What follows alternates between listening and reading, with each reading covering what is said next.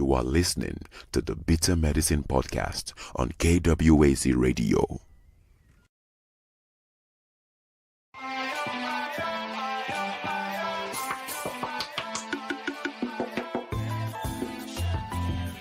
Welcome to the Bitter Medicine Podcast, where it's all about Black empowerment.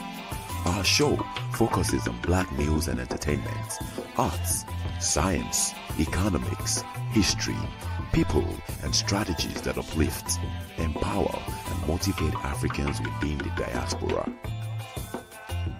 And now, your host, whose favorite color is black, Goku.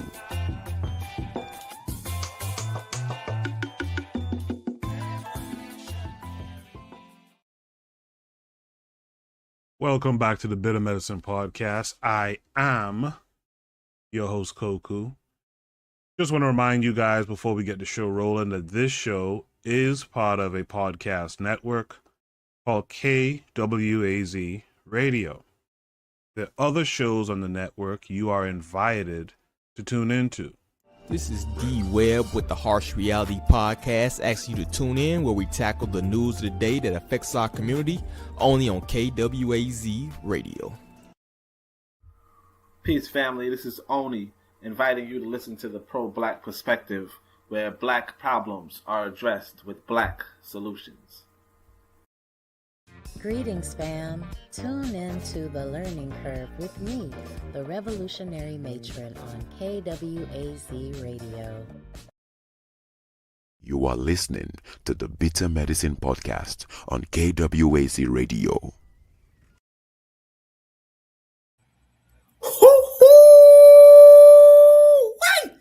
What's going on? It is Jacadero filling in for Brother Koku. Yes, I apologize. I know you probably expected Brother Koku, but he had some other obligations today, as well as some maybe technical difficulties. I'm not too sure. He didn't explain. I didn't ask. But again, I am Jacadero filling in for Brother Koku on the Bitter Medicine Podcast, Shoot the Breeze, episode 234. That's right. So if you're just tuning in, I am Jacadero filling in for Brother Koku on Shoot the Breeze, episode 234. And on today's episode, we have a lot. We're talking about Christians and asking, are they out of their minds? Also, should Black governments allow some corruption? I know Black governments, especially in Africa, are known as being overtly corrupt. Should we allow some? Other topics include, is Cuba going to be the next Haiti? And then, do you or your family pour out libations? And if you do, what are the reasons? So once again, we are starting a little bit behind schedule, but nonetheless, we're here. We're here for you. We're here for all of us as the Pan-African collective and Pan-African nationalists. So come on, come all, go ahead and get yourself added. If you want to be a panelist, click the link. Also, again, we have a Discord. That's right, a Discord. So that way you can share whatever thoughts and questions and prompts that you have for Shoot the Breeze episodes each and every week. Again, our Discord is the Bitter Medicine. So go ahead and register amongst. All right. Buana says, drop the link, Jacadero. We're going to drop the link. Let's see if I should have the link. Should have the link.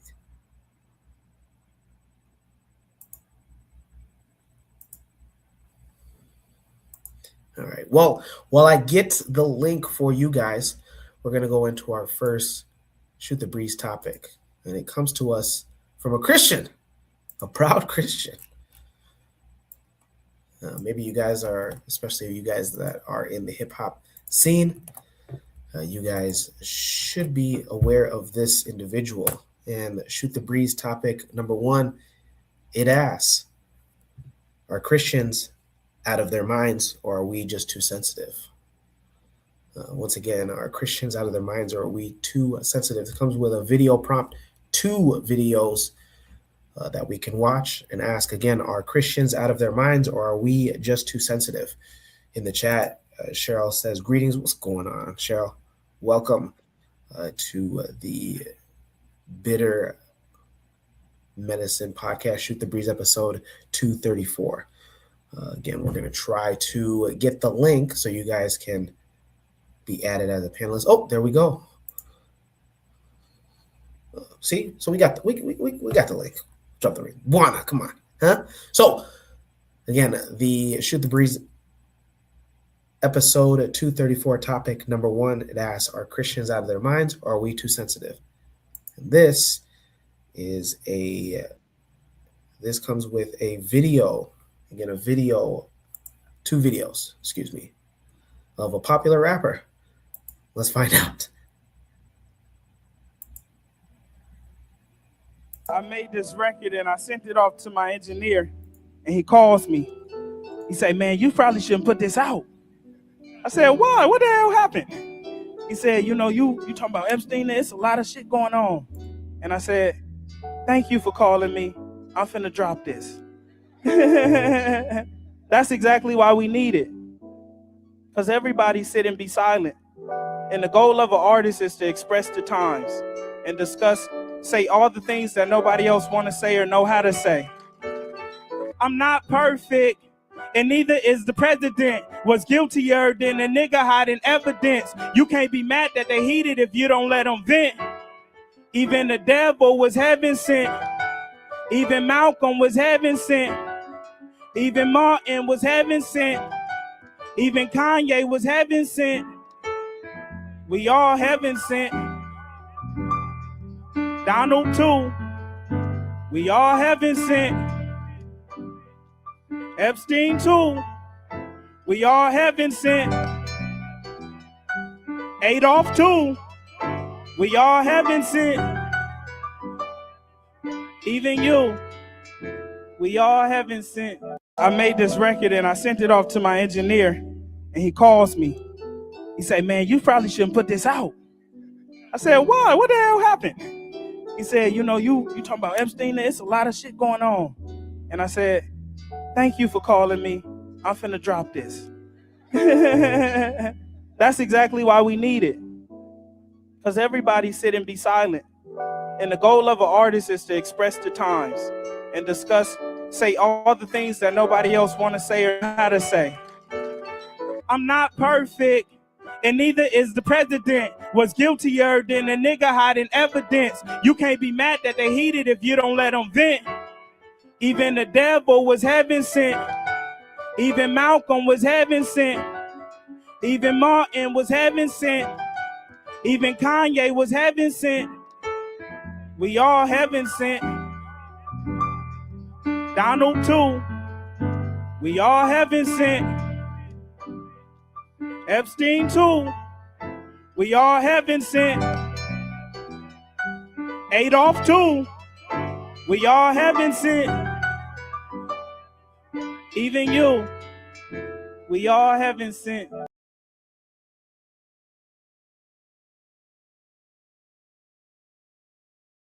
All right, and there's a second video that goes with the Shoot the Breeze topic number 1. Are Christians out of their minds, or are we too sensitive, or are we heaven sent? Stand by for second video that goes with this.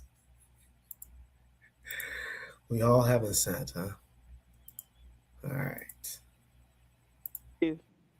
I've been working, so I ain't got to really be on social media. I cut my shit, I schedule it, and I post, and I get into the world. The homies briefed me yesterday on all the outrage. And my first thought was, niggas ain't that slow. But I go and look, and niggas that slow. Just listen to the music. It's no way niggas hear that clip and they you support Epstein. When the world be in despair, sometimes you need realization. And that realization for me through this song was damn, the same God who created Martin Luther King and Malcolm X, who did so many great things, is the same God that created Donald Trump and Jeffrey Epstein, who did so many evil things.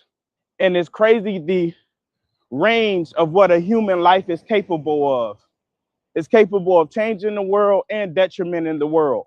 That's the purpose of the song. That's my realization of like, damn, this is all from the same place, and look which way it can go when somebody is misguided, when somebody doesn't have all the tools, when somebody just chooses to use their life in a negligent way. And it's insane for niggas to take that and be like, you support Epstein. Like, you niggas is weird. Like, if you want to know where I stand, go look at my life. Go listen to my music. Go see what I do in my community. Go speak to somebody who actually know me. Be fucking for real. It's so crazy how fast it go from black boy fly to get back in line, nigga. Y'all want a nigga to be constricted and restricted so bad. And I'm never not gonna be free. I'm never not gonna be free of my speech and free of my thought and free of my art. Artists and comedians is the niggas who's supposed to express the times and what's going on and communicate it in a way that's like, man, this is what came to me. Y'all love to create enemies and try to bash anybody who has an opposing thought to how you feel. Nigga, I ain't gotta show up how you want me to show up. This shit for me and my people and my base who resonate and connect.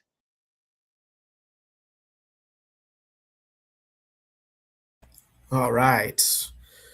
Once again, if you are just tuning in, welcome to the Bitter Medicine Podcast, Shoot the Breeze, episode 234. I am Jacadero, filling in for Brother Koku, and we are starting a bit behind, but we apologize for the inconvenience. Regardless of that, the show must go on. What you were just watching was 2 clips for the Shoot the Breeze. Topic number 1, are Christians out of their minds, or are we just too sensitive? In the chat, Cheryl has laughing emojis. What's going on, Cheryl? Black Steel says, I can't. Cheryl adds, this is the main problem with Christianity. We are all the same. Therefore, accept the nonsense and let all hold hands and ride unicorns together. She also adds, he thinks he's deep. Speaking of intellectually deep, we got a lot of intellectuals, but we're going to start off with hearing from Black Steel. Or Black Steel, what say you first? Welcome to Shoot the Breeze, episode 234, and what say you? Welcome. Glad to be here. How you doing, Jacadero? I'm well. Doing well. I'm well. Thank you for asking, and it's good to fill in for our brother Koku. So, first of all, I don't know who this guy is. So for those that don't know, that is Bay Area. For those that are not in the United States, California rapper La Russell. Okay, all right. So I'm gonna say this, right? It's gonna ruffle some feathers, but from what I took from what I was saying is that when he said they're all heaven sent, right? He's basically saying that everybody was created by God, right? That from the scripture it says that God is no respecter of persons, right? All these people he named are all God's children, right? And therefore they're all worthy of salvation or damnation based on their actions, right? That's what I interpreted from what I heard from him, right? Not to say that these people were good people, but to quote the Bible verse, all have sinned and come short of the glory of God. So in his mind, he's trying to say these people are people like me and you. They're capable of great good, they're capable of great evil, whatever. If somebody is a Christian, religious person, right, they're probably going to resonate with that message because it does. He's basically repeating what it says in the Bible. Basically, hey, we all have sinned. We're all sinners. Even Epstein, whatever. And this is him speaking, like he said, he speaks to it. I'm assuming he sounds like a Christian rapper. You know, they do exist. And he's probably speaking to his fans and his base. I just know it's not for me, right? And I can, everything ain't gonna be for everybody. This is not for me, right? And that's fine. That's the belief he want to hold. So I would not say he's out of his mind, right? Nor would I say we are too sensitive. But I will acknowledge that he is somebody who is repeating, replicating Christian theology, Christian dogma, and basically that, we're all sinners. We all have the potential for great good or great evil, whatever. And that's how he's trying to interpret it. I quite honestly, when I heard him talking, I rolled my eyes a little bit because I'm like, who is this dude talking about, man? If that's the way he want to be, we could talk all night about the harm Christianity has done to African people, the psychological harm, the physical harm. Some people just too far gone, man. And I've come to realize that this is his belief. He want to talk about Donald being heaven sent, and whatever, man. Like, what to me, what's the point of even bringing that up, right? Why even? Oh, he's heaven sent. Okay, and what? Okay, so now that we've established that, now what? What do we do with that? He's sent from heaven. Okay, so now what? So what do we do with this information now that we understand they're all heaven sent? So do we forgive them? Is that where he's leaning towards? Do we forgive them?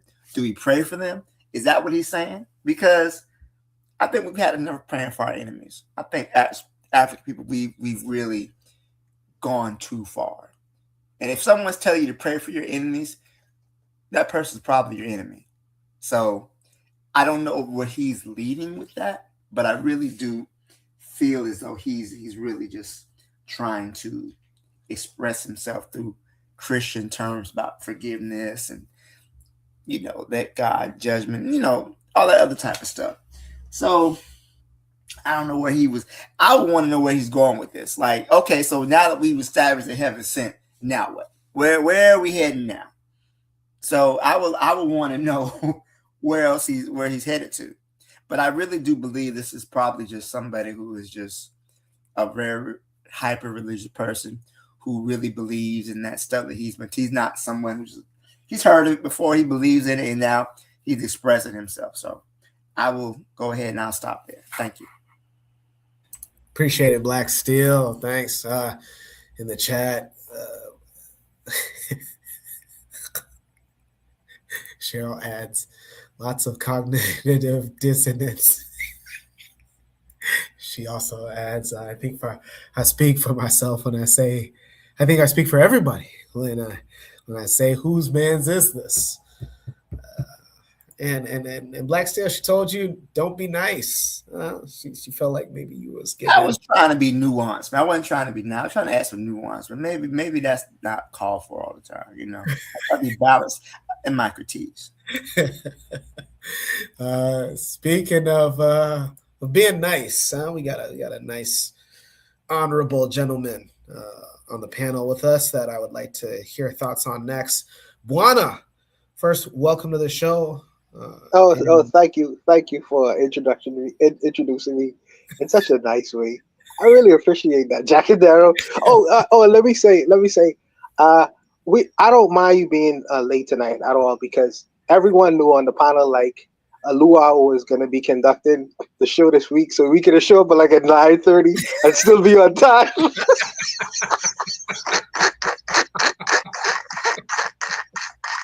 Welcome to the show, for those that are just joining, I am Jacadero filling in for Brother Koku here on Shoot the Breeze episode 234. Having an awesome Shoot the Breeze topic number 1 introduction, and Buana is yet to give his response to the two video clips. Are Christian or are we too sensitive? I try. Me personally, I try not to. I don't attack Christians no more, man. I leave Christians alone. I think that Christians have their own view of the world.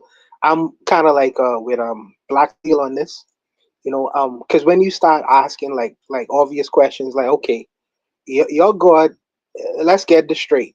Your God sent Donald Trump from heaven, because he's heaven sent, to unalive little Muslim bomb and unalive little Muslim girls in a high school just to hide the fact that he was on an island doing certain things to other little girls. So when I ask Christians things like that, some of them get very offended by them kinds of questions. I mean, well, let me don't put this on all Christians. I wouldn't put this on all Christians. So you can't ask them reasonable, rational questions. So I tend to just leave the brothers alone. In the Christian religion, you are not taught to really be analytical. You are just taught about belief, and on the basis that I can't, certain conversations I wouldn't recommend anyone getting into with this particular gentleman. I would just ask him, how's the weather today?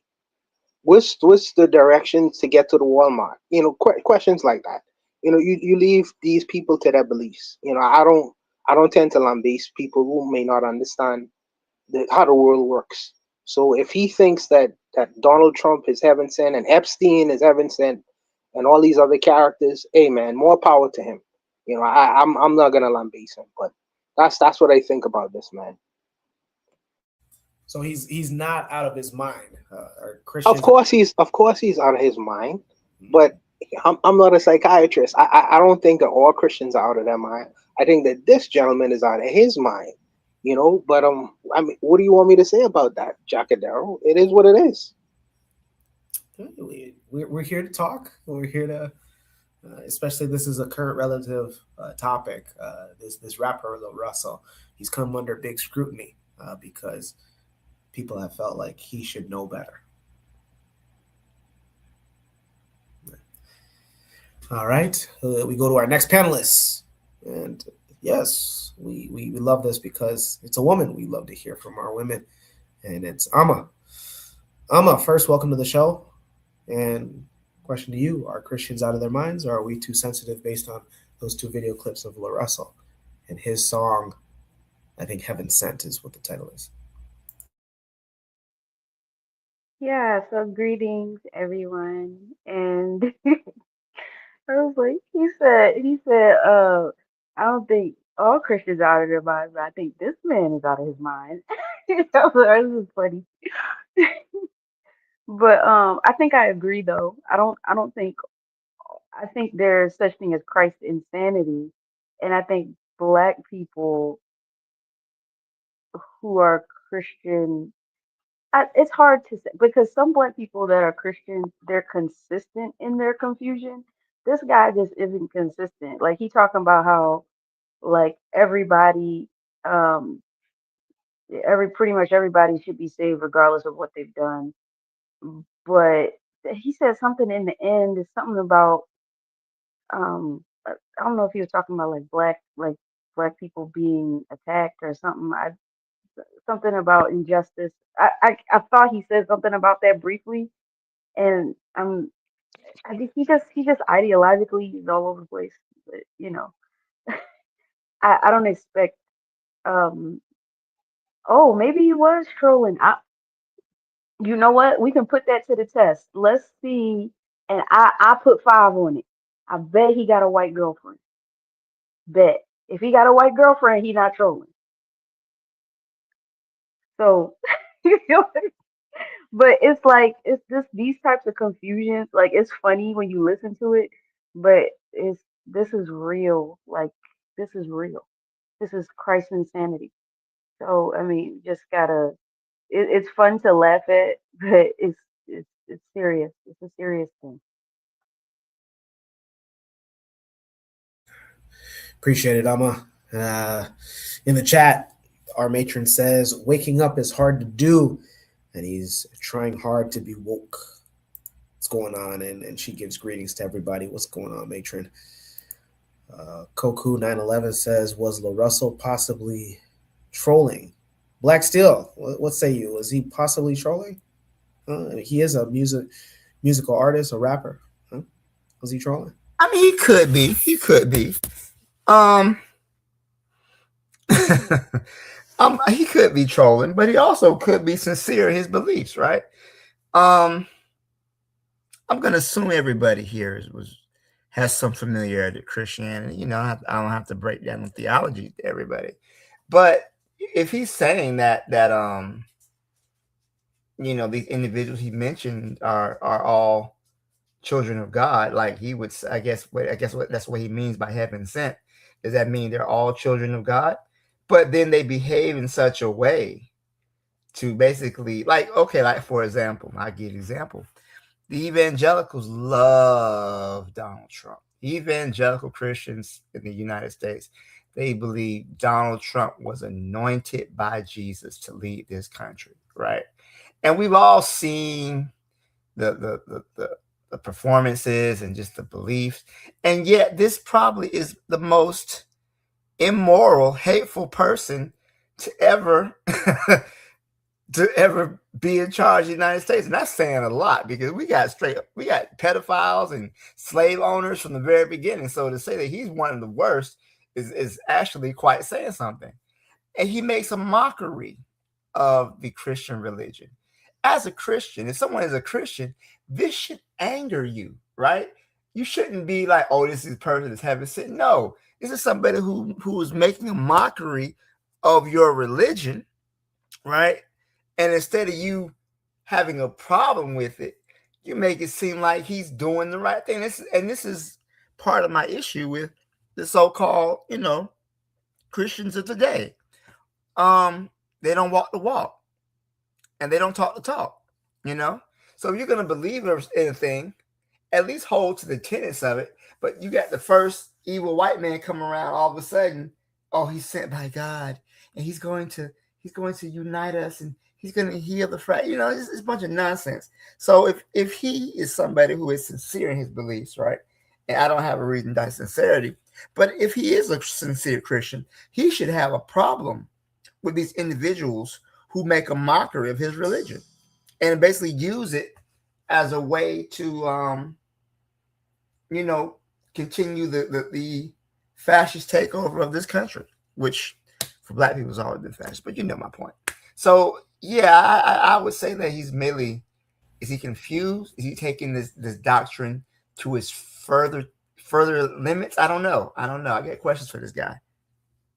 If the Jesus of the Bible was to come back to America, this same heaven-sent president would have Jesus Christ arrested by ICE, sent to a detention center, and deported back to Nazareth.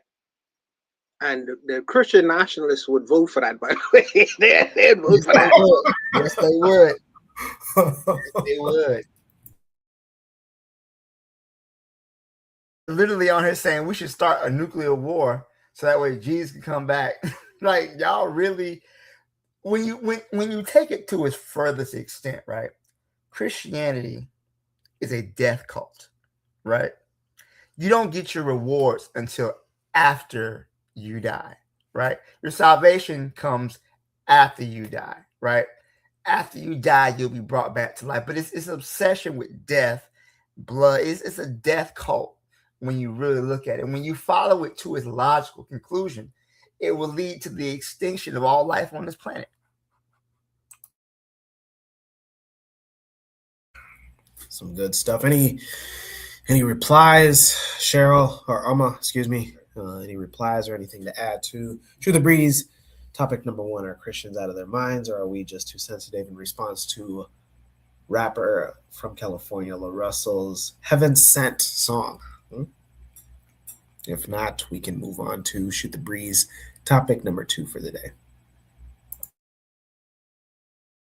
Yes, I have a question. I think that what is art need to be clearly defined, because art is art is subjective. Art is really in the eye of the beholder. So that means anyone has the right to get up on a microphone and literally say anything. And then if you was to give you a fan, he said, well, it's okay. I'm an artist. Therefore, you shouldn't be upset or opposed to anything that I'm saying. I have the ultimate pass because I could put stamp on myself, an artist, and that's okay. But this may not play out in certain places. He may find audiences in California, but in some, if he was to go to some of these liberal states, he might not be so kindly, well, California is liberal in it, but he might not be so kindly appreciated, his music wouldn't be. I'm sure. So I mean, really, what is art is very subjective. But I think that anyone could print an artist and say, I'm an artist. This is my career, and say literally anything. I just wanted to add one thing about the difference between black Christians and white Christians. I feel like it seems like white Christians, they're Christian in context. Like it's very consistent with, everything that they do. Black Christians tend to be not only ideologically inconsistent, but they just kind of do whatever feels good. They kind of just, oh, I just want to get along. White Christians aren't worried about getting along with everybody. And I think that's like one of the major differences that shows you that Christianity is not fundamentally ours. It's theirs because they understand it better. They know what it is fundamentally and how it works in their culture and their society. Black Christianity just kind of makes black people docile. It doesn't make white people docile, but it makes black people docile and just kind of makes them, oh, I love everybody. That's the general consensus. Well, I think like Dr. John Henry Clark once said, he said, black people are the true believers, right? Whenever there's a religious belief, black people are the ones who believe in it the most, right? More so than the people who even created the religion. He said that we out Pope the Pope and we will out Muhammad, right? When black people take a religion, we tend to actually believe in what they're saying. Whereas the other people, they have like a rhetoric, right? They'll believe in it, they'll say it, but then their actions prove otherwise. Whereas black people, they tend to want to actually live up to the actual tenets of the religion more so than the people who even created the religion. And I think that they have used that against our people for so long. I don't even think they want to live up to the tenets of the religion. I think they just don't comprehend the Bible, period. I think comprehension, they just don't understand what the allegories are for. And it's nothing in it's I mean I guess people can read the Bible and think, oh, this sounds righteous, this sounds great, but they don't know what it's in reference to. So it's literally a comprehension problem. So that's how I see it. I mean, I feel like what you're saying is right too. So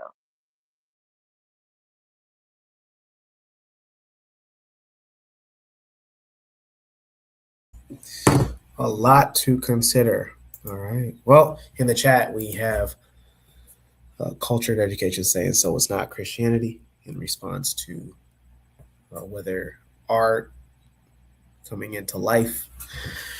Kofi also adds, what up, family? What's going on, Kofi? For those that are just tuning in, yes, you are hearing the voice of Jacadero, filling in for Brother Koku on the Shoot the Breeze episode 234. Please hit the like button if you are watching, wherever it is that you're watching. Helps the algorithm. And then also we have a Discord. If you feel that you have topics to add every week to Shoot the Breeze, join the Discord, not just for the Shoot the Breeze topics, but to connect and build with other like-minded individuals. That being said, let's get to Shoot the Breeze topic number 2. And this one deals with African governments and what? And corruption. Let's get into it. This comes with a video prompt. And so to paint a picture before we play the video, Madagascar last year had their Gen Z protests that had the president leave the country. The president at the time, Andry Rajoelina, I hope I'm pronouncing his name right, left the country after his military that was sent to quell or quiet the protests sided with the protesters. Then this guy took over. I believe how you pronounce his name is President Mikel R. He has a long last name that is hard for me to pronounce, so I'm not going to try to pronounce it. But Mikel R. fired everybody from his cabinet just 2 weeks ago. And this week, he placed an order for a lie detector test. Yes, the lie detector test. So more about the lie detector test purchase and the person that's going to operate it on this next Shoot the Breeze topic number 2. Should black governments allow some corruption? Let's go.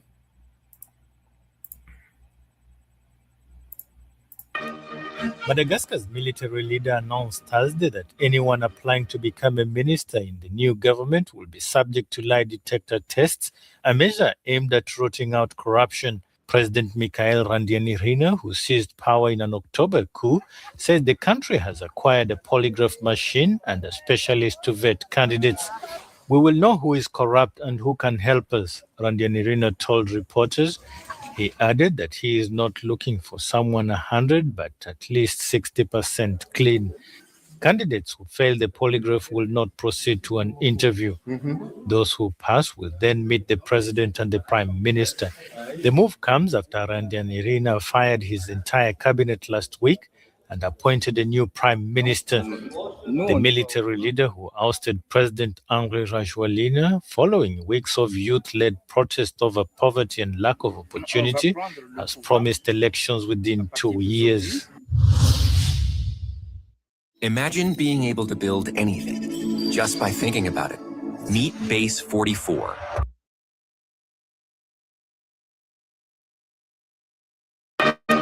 Madagascar's military leader announced Thursday that anyone applying to become a minister in the new government will be subject to lie detector tests, a measure aimed at rooting out corruption. President Mikhail Randrianirina, who seized power in an October coup, says the country has acquired a polygraph machine and a specialist to vet candidates. We will know who is corrupt and who can help us, Randrianirina told reporters. He added that he is not looking for someone 100, but at least 60% will not proceed to an interview.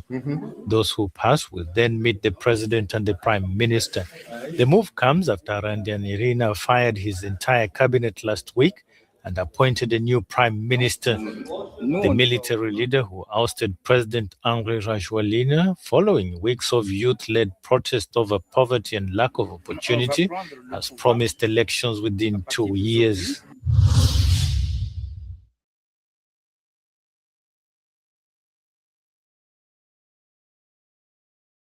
All right. And again, if you are just joining us, I am Jackadero, filling in for Brother Koku here on the Better Medicine Podcast Show, Shoot the Breeze. And this is episode 234. Our topic for the second Shoot the Breeze topic is, should black governments allow some corruption? The video that was just shown was the current president of Madagascar placing an order for a lie detector test that has been delivered in the country because his government cabinetry was dissolved, meaning he fired each and every minister.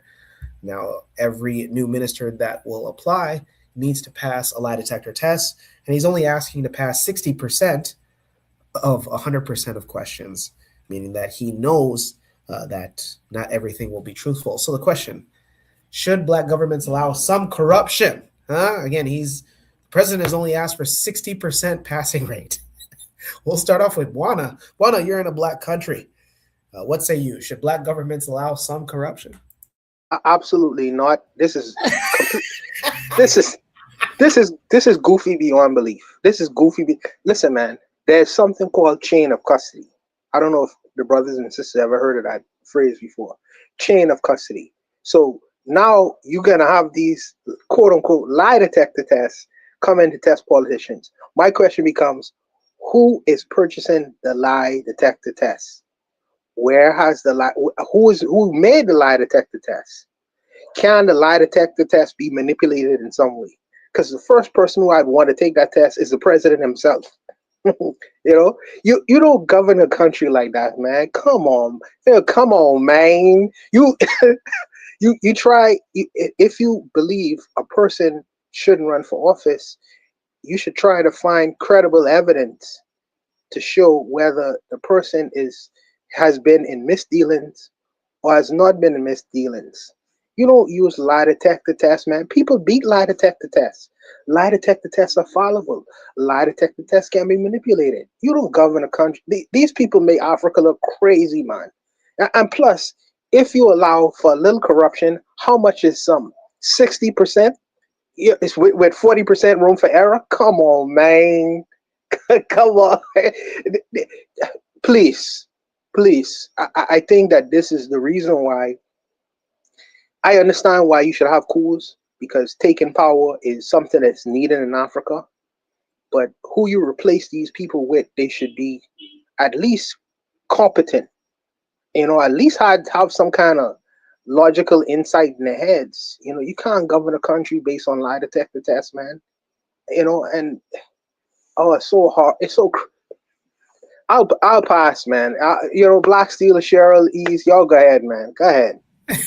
For those again that are just joining us, I am Jacadetto, filling in for Brother Koku, and this is Shoot the Breeze, episode 234 on the number 2 topic: should black governments allow some corruption? We played a video showing that the current president that had taken over the government of Madagascar in a coup is requiring all ministers that are applying to be government officials to take a lie detector test.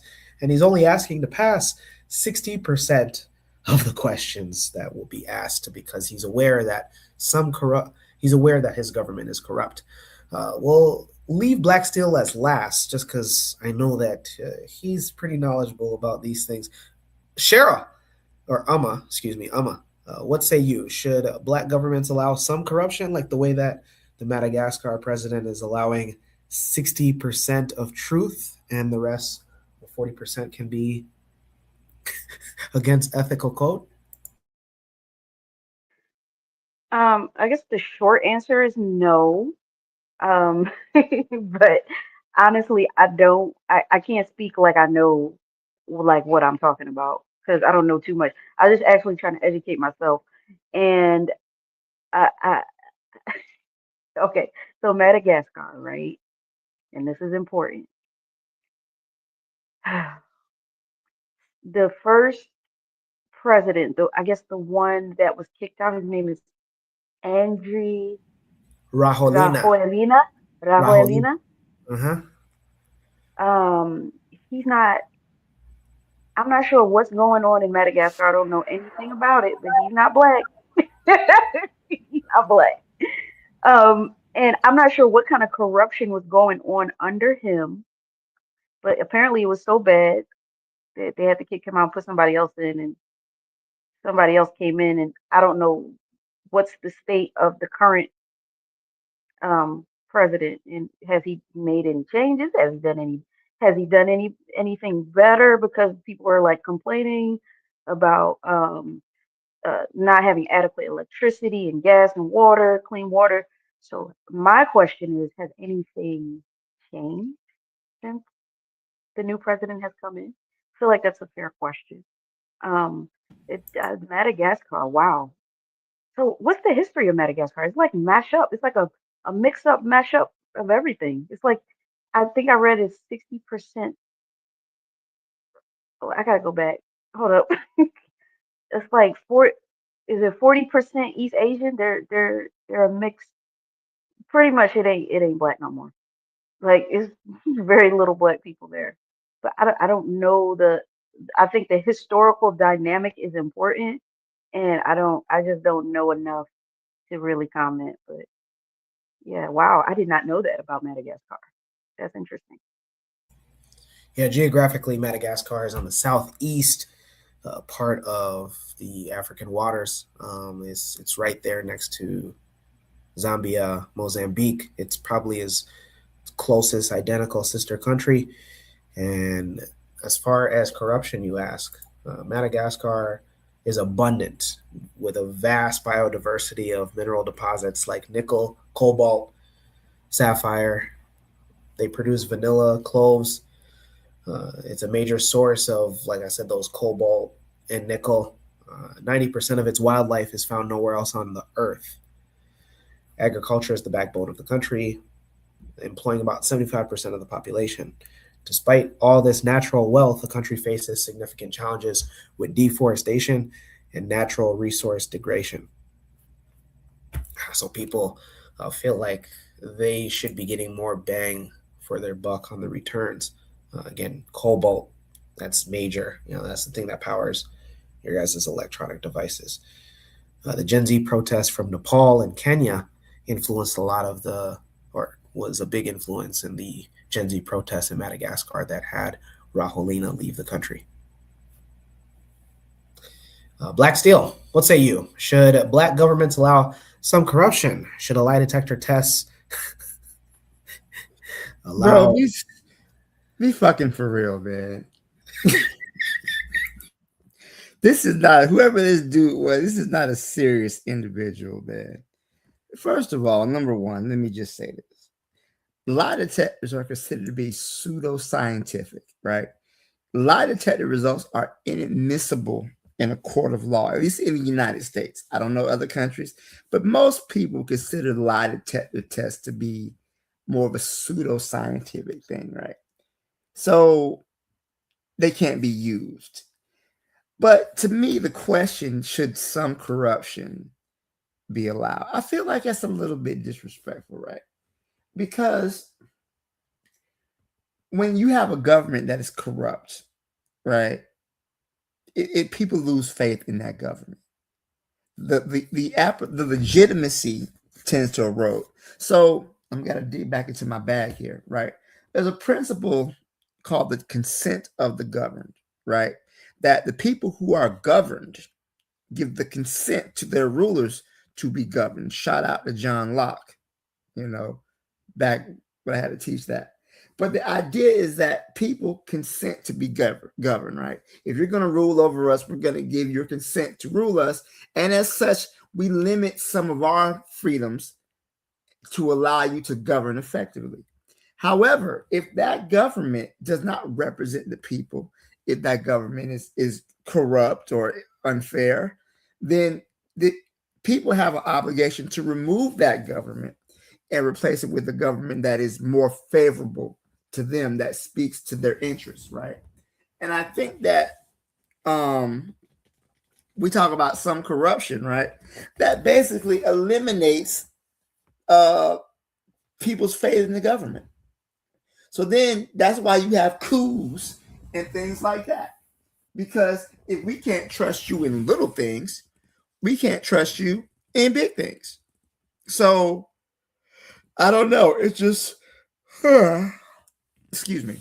It's just the question itself is just insulting. And we wouldn't tolerate this behavior from a country that was not a majority non-black population. And the population of Madagascar is they call it Malagasy or something like that.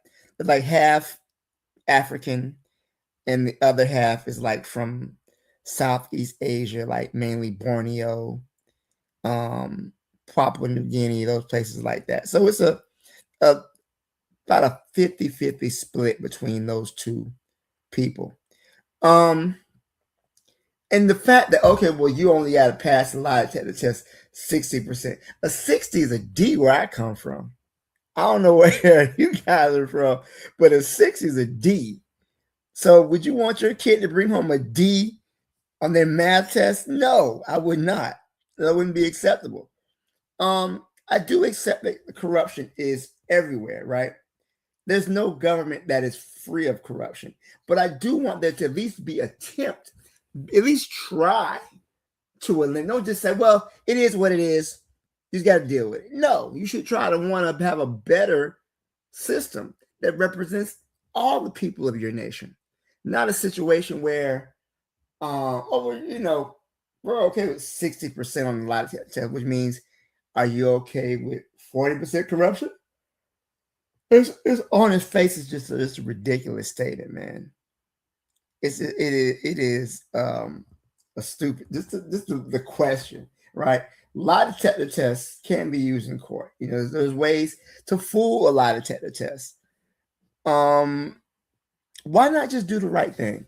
I find many times that a lot of people will jump through hoops and whatnot to try to avoid doing the right thing. Just do the right thing. Just govern your people fairly, equally, and represent them to the best of your ability. Why are you trying to go through all these hymns and haws and doing everything, just to avoid doing the right thing? Wouldn't it be easier just to do the right thing? If you look at the poverty in Madagascar as a country, if you're the president of this country, don't you want your people to have the best quality of life they can possibly have, instead of stealing and enriching yourself off of them? Honest question. I don't understand why that's such a difficult thing to do. Why, if you're a ruler of a country, you're content with your people not having hospitals, and you have to go to freaking France or Saudi Arabia to get treatment. That's okay for you, but the rest of your people got to sit back and squalor and reuse needles and all the other type of stuff because they don't have the medical equipment. You should be ashamed of yourself. I'll leave it there. Thank you. Black Steel, it is really a race to the bottom. It is a race to the bottom. As much as I don't like Donald Trump makes big claims about the country that he resides. He said, "My country is the best," and you should try to. If you're running a country, you should try to be the best at things, not a mediocre version of what a country is supposed to be, not a so-so version. You should try to get your people to aspire to be the best kinds of people. That's the kind of people you want. This guy say, 50-50. 50-50. It is embarrassing. I think it's embarrassing. I don't really know the history of Madagascar, like Amma was saying earlier. I don't know what their history is, but this is embarrassing, and I don't think that you shouldn't reach for this for your country.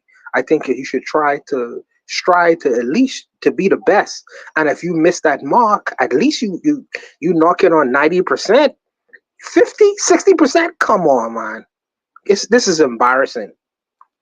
Just to add in, the quote from him directly is, "We are not looking for somebody who is 100% clean." Again, we're not looking for somebody who is 100% clean, but over 60%, because that way Madagascar will finally be able to develop. Here's a test. Here's a test for my leadership. This is what I want.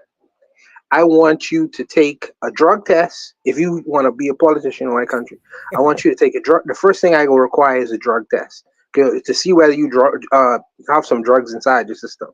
Then I want you to take a psych test. I want you to go to the psychiatrist to make sure that you are not insane or a narcissist or a psychopath. That's the second test.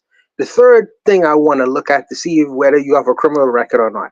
These are three things that I would ask any person in any leadership in any country. That's the first. They're the three qualifiers whether you should lead a country or not lead a country. Them three things.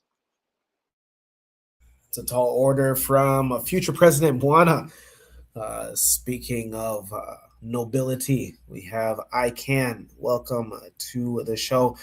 You are listening to Jacadero here, replacing Koku for the day on Shoot the Breeze episode 234. I Can. Did you get a chance to be familiar with the video that was shown for Shoot the Breeze topic number 2? Should black governments allow some corruption? And also, welcome to the show.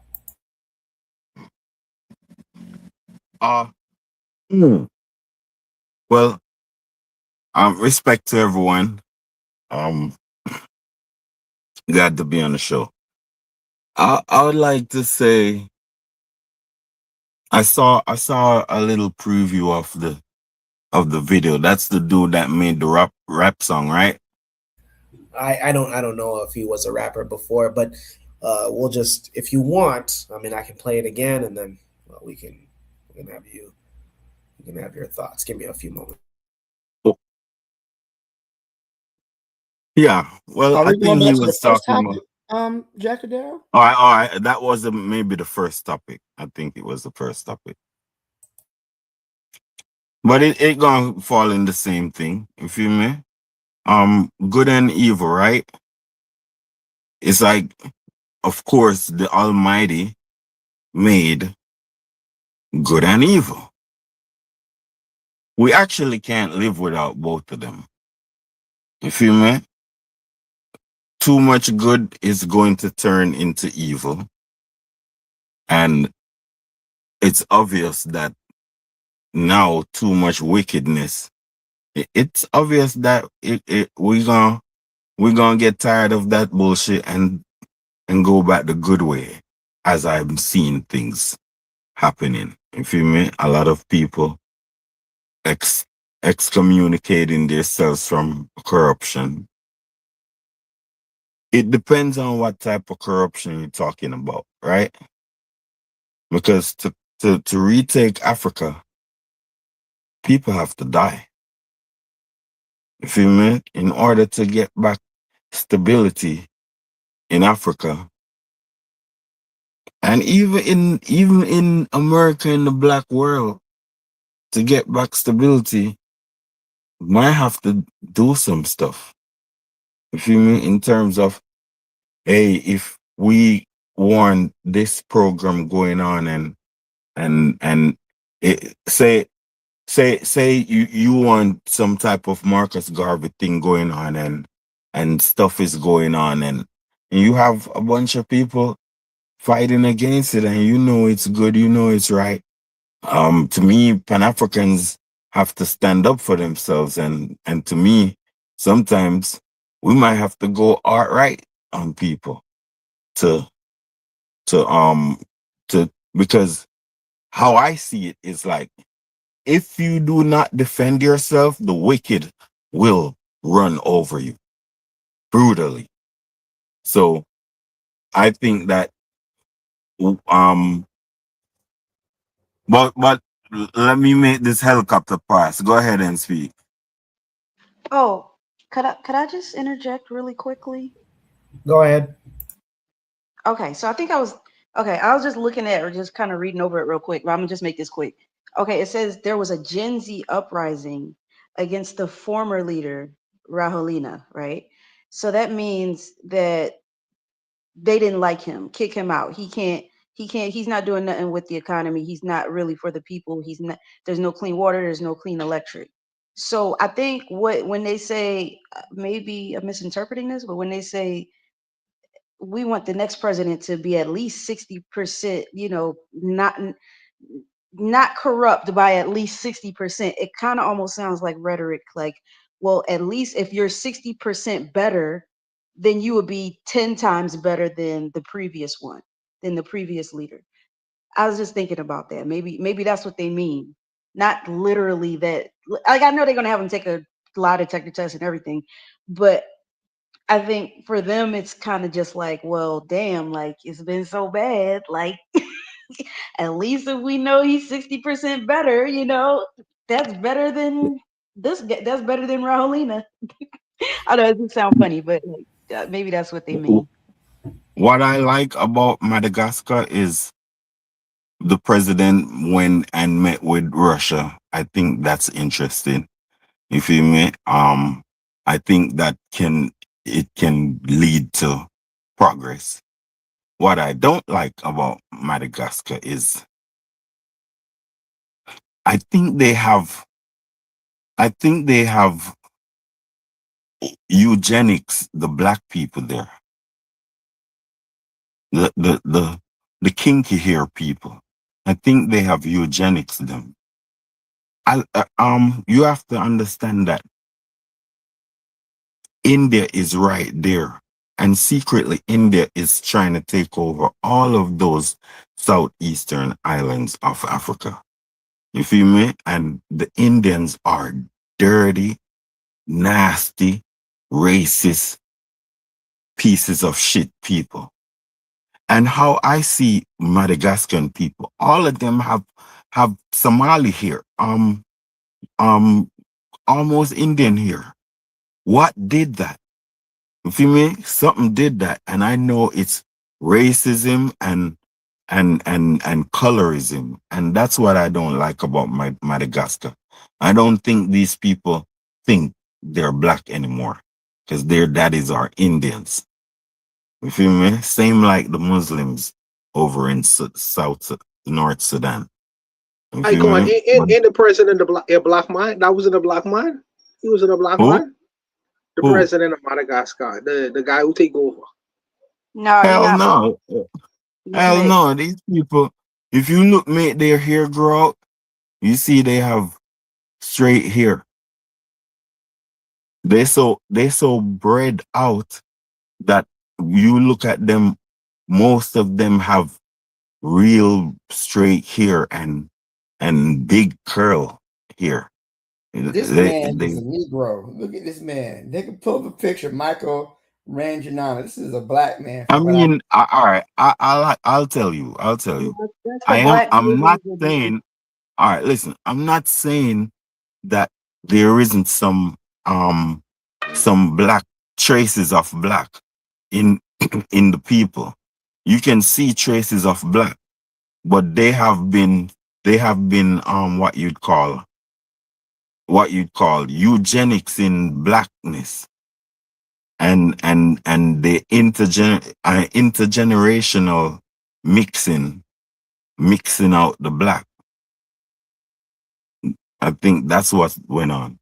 And even the president, he has a kind of smooth hair. He don't have no Negro hair like us. You feel me?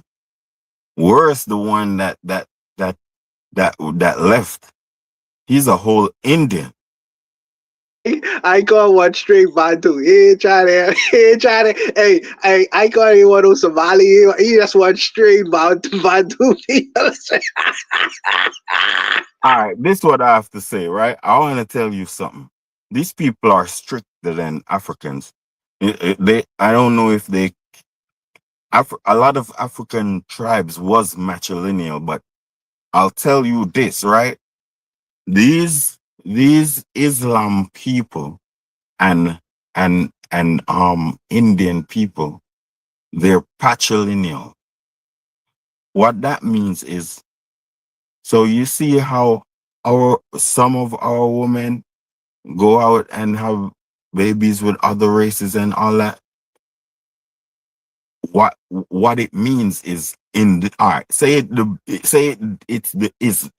we Muslim. It means that the father is the child. Like the child is what the father is. You feel me? So the mother don't count. It's like the mother don't count. It's what the father is, the child is.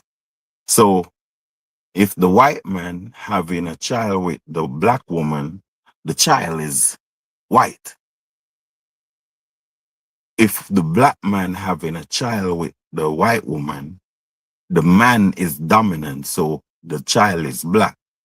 Or if a Somali woman has a child outside of Somalia and their tribe and status, the child is not Somali no more in how these people see things. If the father, I surprise you. I surprise you get a problem with patrilineal though. You kind of like.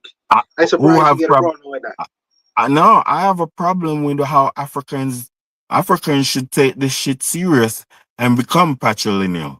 You feel me? Where no man touch our woman. You feel me? I think that we should be that way because we're being disrespected the other way around. You feel me? And they disrespecting us all over North Africa, and we don't know. A lot of Africans don't see that and really take that serious.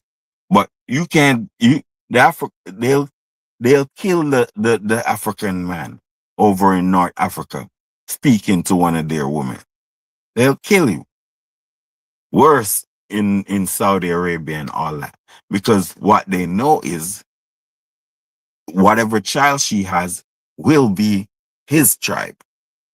You feel me? Not their tribe. So that's why you see they come and raid Africans and steal African women.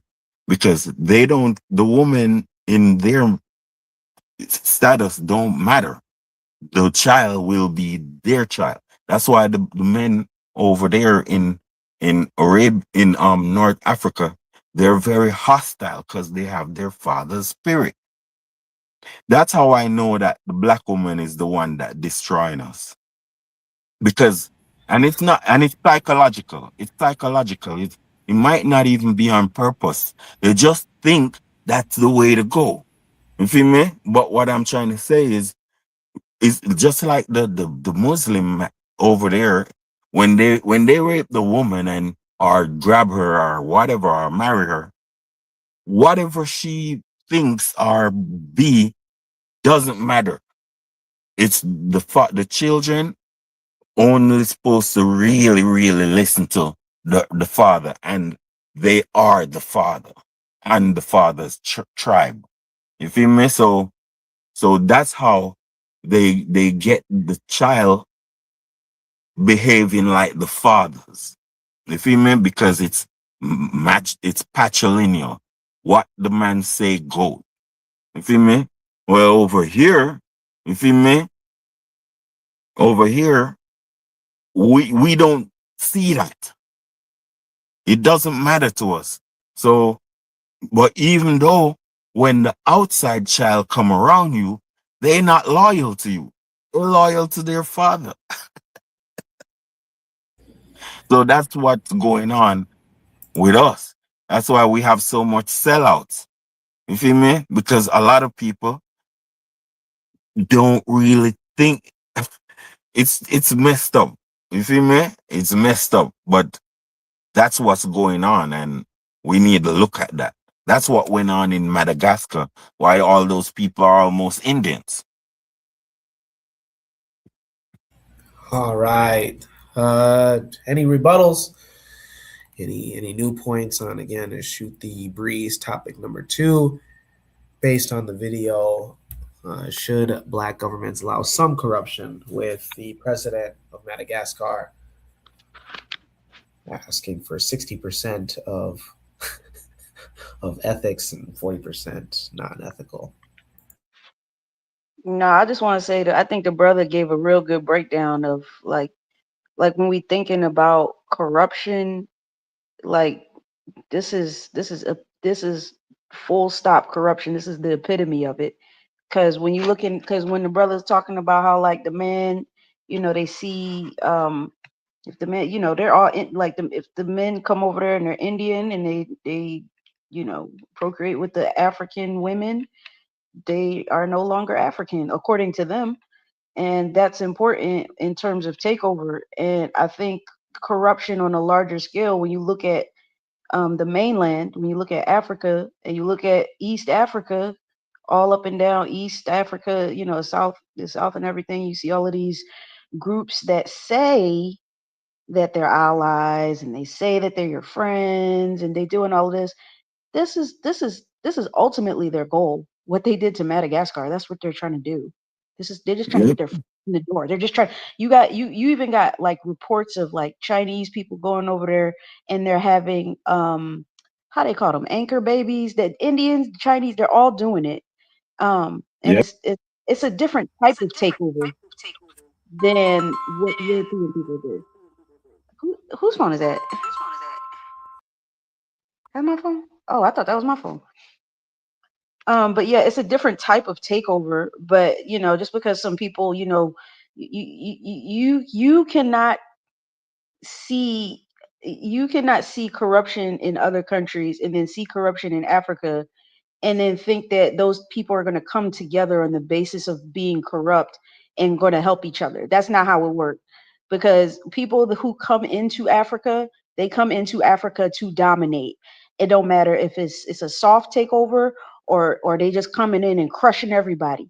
It's ultimately about taking the land for their future generations. And African people don't see that. And us as black people, we don't even see that. We just see people being nice to us.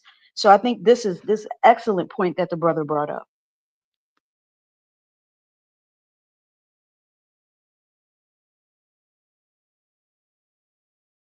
All right.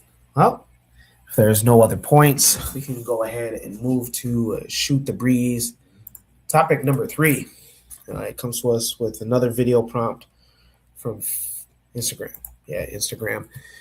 And it asks, can African diaspora investments replicate China's model with the current African political elite in place, or is Africa's ethical unification a prerequisite?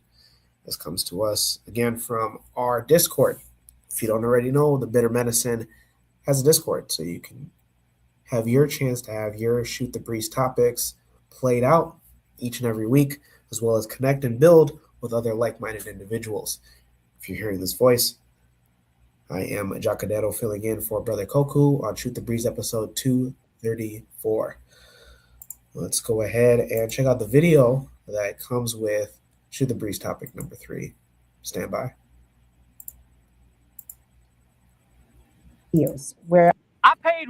Hey, my people. So someone left a very interesting comment on one of my recent videos where I was calling on the diaspora to intentionally invest in Africa before it's too late, before we wake up one day and realize that we don't own the continent anymore. And the user said that, quote, the Chinese diaspora did not build China's industries. China's model was based on state ownership. Maybe Africa needs a model that combines state ownership with private capital, end quote. So yes, there's truth in that, right? Because China's rise was not accidental. It was driven by a very strong strategic state that directed domestic capital, protected key industries, invested heavily in infrastructure, and also controlled the pace of industrialization. But the question that we need to be asking is, how did China get the capital to do that? Because remember, at the turn of the mid-20th century, China was very, very poor. This is where the diaspora came in. Early investment into China's opening economy came from Hong Kong, Taiwan, and overseas Chinese networks. China leverages diaspora to raise capital for development by implementing investment-friendly policies that encourage returning capital from overseas Chinese. They provided preferential incentives in special economic zones. The government was very intentional about its diaspora. It utilized personal relationships and ethnic affinity to build trust. And in addition to capital, China fostered programs to bring back talent from Western countries, particularly in high-tech fields, to foster skills training and development locally. And so by 1994, the Chinese diaspora contributed nearly 2/3 of all foreign direct investment in China. And by 2022, direct investment from overseas Chinese had reached nearly 80% of the total FDI. So it wasn't just state versus diaspora. It was a combination of both. So let's bring this back to Africa. The real question is, how do we build a model where the state, private sector, and diaspora are aligned? Because right now, that alignment is missing. In many African countries, the state is trying to drive industrial policy. Private capital is often limited or risk averse, and diaspora capital is largely disconnected from structured opportunities. So the issue is not just money. The issue is really coordination. China gives us a model that worked. Now, I'm not saying that we need to, copy China exactly, no. But we need to talk about what kind of model fits Africa's reality. Because another problem is China was one country, but Africa is 54 individual countries. You see, that completely changes the dynamics. So let me ask you, what should that model actually look like for Africa? Should governments lead? Or should the private sector and diaspora take the front seat?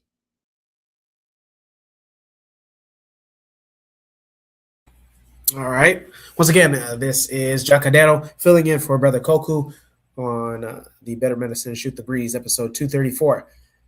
Shoot the Breeze topic number 3 asks, can African diaspora investments replicate China's model with the current African political elite in place, or is Africa's ethical unification a prerequisite? The video was from quite possibly a Nigerian woman describing on how China started off in the early 19th century as a poor nation, but the diaspora came in, and by the year 2002 had seen a significant growth financially. Before we go to our panelists in the chat, we have a lot going on. The matron says that the fall of all kingdoms started with sexual and social integration, relating back to the previous topic in Madagascar's racial demographic. Trigger Happy says, even more than that, Africa doesn't have a unified state model either. It's desperate governments, about 50 plus state entities. Cheryl says, I hear Mandarin in her voice. Very interesting. Maybe she speaks it fluently. Yeah, maybe she does. Huh? The matron adds, ethical unification is a prerequisite. We sitting here debating whether or not corruption is okay. We don't have the necessary relationships to build the way other diaspora have built. Ooh. Trigger Happy also adds, Africa has to eventually become a unified state, but that is going to come with it other questions of cultural unity and political unity. A lot. Be sure to add in your comments as well. We'll start off with ICANN.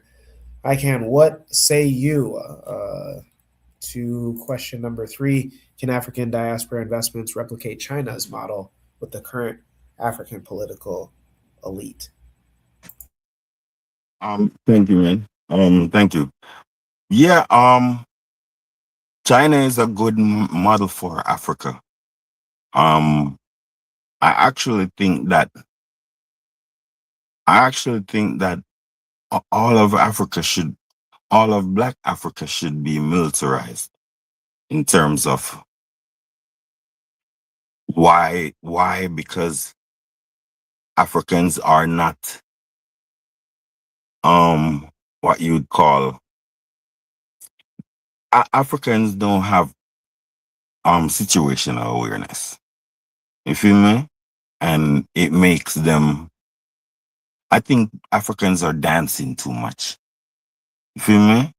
So I think they should be like every graduate, 17 years old, should be enrolled in the army. And also I think that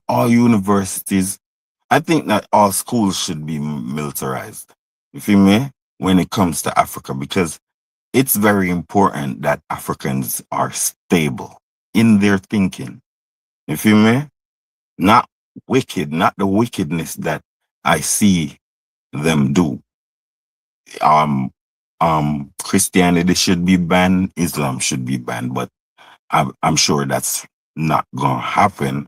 But education, intensified education, and non-falsified education can evict Islam and Christianity from people's mind, because what you call logic is going to take control of a sensible person. You feel me? So yeah, also I have to talk hypothetical, because yeah, we know the position. You feel me? I think that it's sort of easy. Africa is coming to a one currency, kind of. You feel me? But I think that to break the colonizers back is a bold move in terms of, I think that Africans should decide that, listen, all external spending and buying should be done in Chinese money. I don't know, the yuan, that's what it's called. In terms of excommunicating the US dollar, or try to withhold using the US dollar. You feel me? China has everything. We need a new superpower, and that's the only way Africa gonna be a superpower, unless we get a new superpower. You feel me? So I think that in terms of, okay, all exports should be paid for in Chinese money. You feel me? And when we buying stuff from anyone,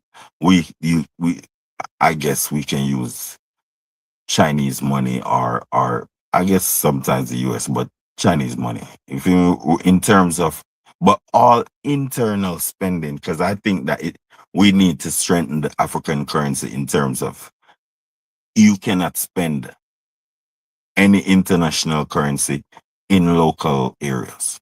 You feel me? That's what's weakening the little African dollars right now because the US dollar can be spent in their country. So actually the US dollar is more legal in Africa than African currencies. You feel me? That's one of the things that's happening now that needs to be done with. You feel me? So got a long way to go. But that's where I'm saying I'm leaving it right there. Got a long way to go. Go ahead. Appreciate it. I can. We'll go with Buana. What say you? Can African diaspora investments replicate China's model with the current African political elite in place, or is Africa's ethical unification a prerequisite? Well, I'll do my best to answer that question, but here's where I am with this. Her analysis wasn't sufficient because she started in 2000. Okay, now the reason why China is the way it is right now is you have to go beyond 2000. You have to go earlier. I personally think, and this is my opinion now, I think Mao Zedong, who is the former leader of China, he had an industrial revolution. And then in the industrial revolution, the Chinese learned to make many things, and sell those things at a at base level cost because many people were poor. Now many countries saw that and they decided to buy products, cheaply made products from China. This is why you see so much things were said made in China. The West, how they have their propaganda, they would say that the Industrial Revolution wasn't a success because so many Chinese people died, which is absolutely true. But when Mao Zedong created that situation, he changed the economic dynamic inside of China because people left a lot of them left the farms and went into industry. Okay, that's the first thing. The second thing is, another thing that Mao Zedong did was he had a cultural revolution, and this goes to a mindset. What Icon Fire was talking about earlier when he said that leaving Christianity and different things like that, they kind of like grabbed onto their cultural experiences, and they became more, I won't say nativistic, but nationalized the mindset. A lot of the They Chinese become them more thinking. Chinese. Yeah, a lot of the Chinese them thinking. So instead of looking towards the West or looking at Russia, they was looking at the Chinese and say, well, what can we do? So it changed the mindset of a lot of Chinese. Okay, when you fast forward that in 2026, this is the end result of what that man did back in the day. Way back in the day. Okay, now the difference between that and China is the histories are different. The histories are different. The African histories are very different from the Chinese history. You know what I mean? So you can't put a Chinese suit on an African body and say, well, this gonna work for us. Yeah, you can't really do that. You have to put the Also tell you African. this, You have to put the but African suit on the African body.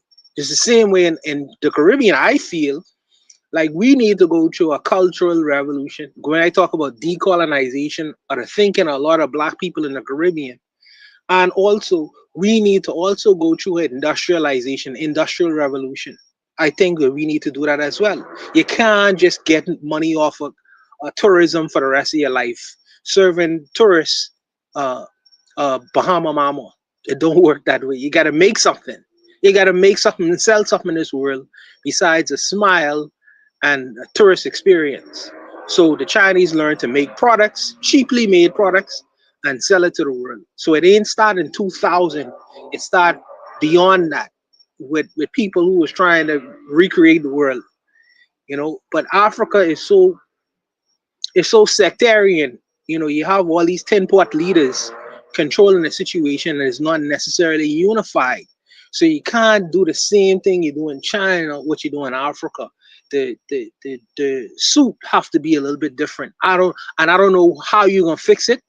I personally don't know how to do. I wouldn't know how to go about because you have tribal distinctions.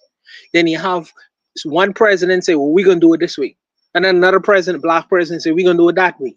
So unless Boy, I tell you, icon fire say a lot of people have to die, and that's another kind of argument.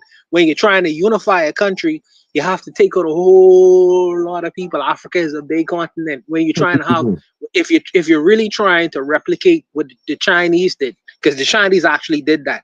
China was a very divided country as well. It was a very Yeah. divided country until someone came along and unified it, but a whole lot of people had to die. So I don't know if you want to replicate that to create what China created. I don't know that. And I can't speak for a billion people in Africa. I just think that to answer that question, I don't think that you should put a Chinese suit on an African body. I think that what But, works for but, Africa but have to work for Africa, and what work for China have to work for China. and that's why I said, that's why I try to say, like, okay, you can't really like do it that way. I think that Africa should be militarized, because what I mean is, um when the people are disciplined, they can see things better. You feel me? They have a better realistic view. So if a leader comes and want to dominate and understand what he's saying, what he's doing, there will be less killing of our folks, because people will be more stable in their thoughts. You feel me? All right, look, our people in the diaspora don't understand. They don't understand what's going on.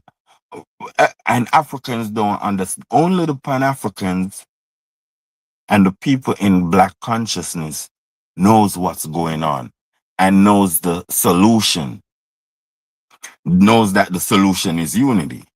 Because look at this, right? We in the diaspora actually was not censored as the African. You feel me? So there are some stuff we know about the African that the African don't know about itself. You feel me? It's just this tug of war that we have, and a lot of people are going toe to toe against Pan-Africanism. You feel me? And tarnishing the movement. But we actually need to lobby Africans. My bro said that the diaspora dollar. Africans have more money than us. Africans have more money than us. They just buying Louis Vuitton and all type of foolishness with their money. You feel me? Look at Nigeria, right? If Nigeria even taking care of 100 million people properly,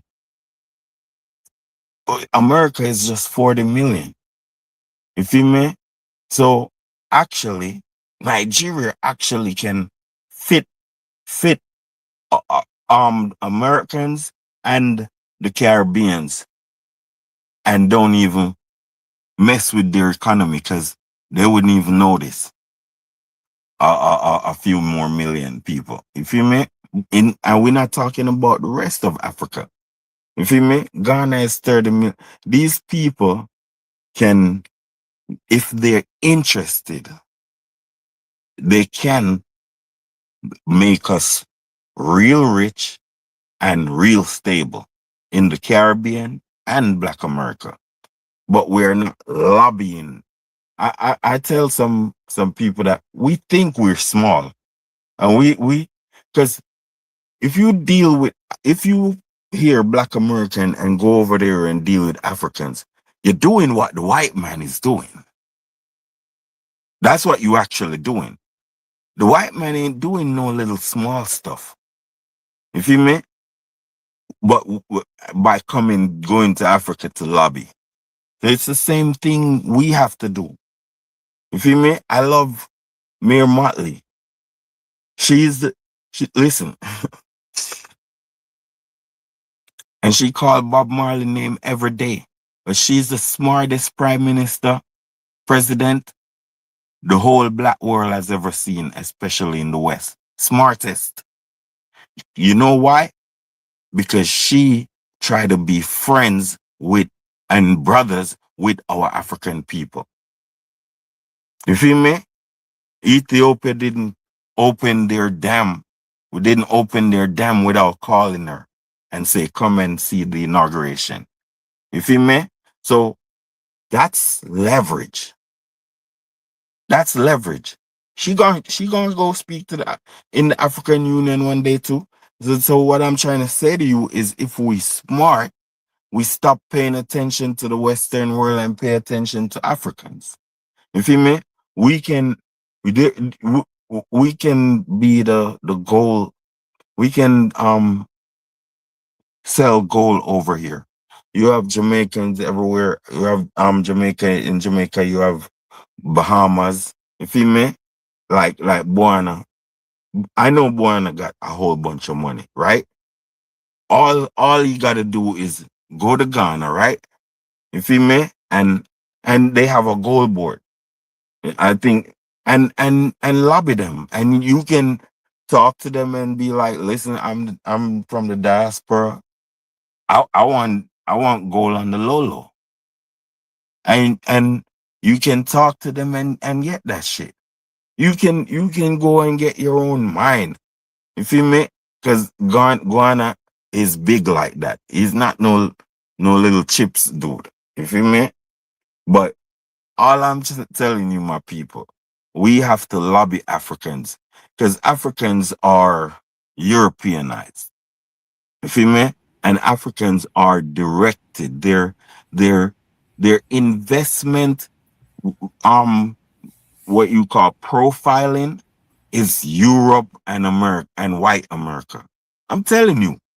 All right, icon. All right. We still have Sorry. two other panelists. It's okay. We still have, you know, we love rebuttals. We love replies. Just wait until we get all the panelists to share their thoughts, just because we only got a limited time, Let's go with Black Steel. Black Steel, what say you to Shoot the Breeze? Topic number 3. Can African diaspora investments replicate China's model? Not without China's cultural revolution, right? And you said you want to replicate what another country is doing, but you don't take the steps that they did to get to that point. And the thing is that Africa and China have very different histories. They were both victims of colonization. Whereas in Africa, you had direct colonization, you had settler colonization, whereas in China, they had spheres of influence, right?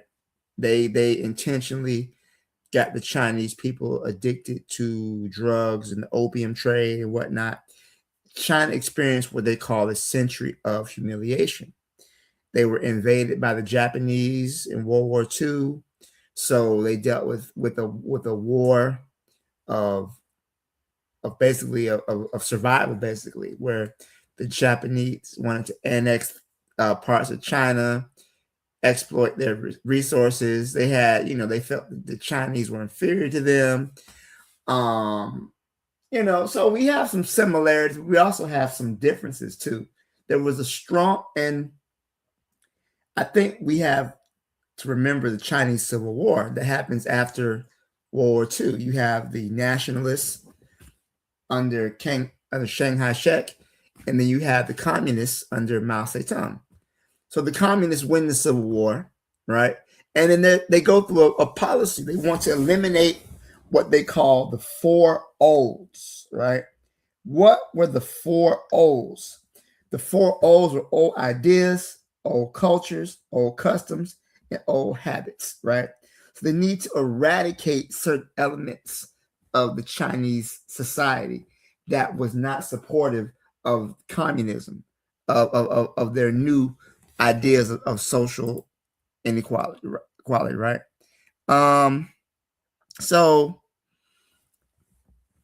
this cultural revolution had to take place within China in order for them to use their massive population for industrial capacity. But there's also a bad side to that, right?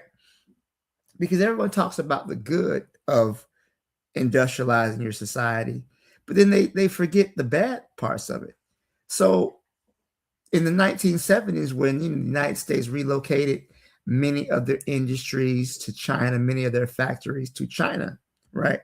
Part of the reason that they did that was because the labor protections for the Chinese people was much less than that of the United States. There were no unions. There was no worker safety.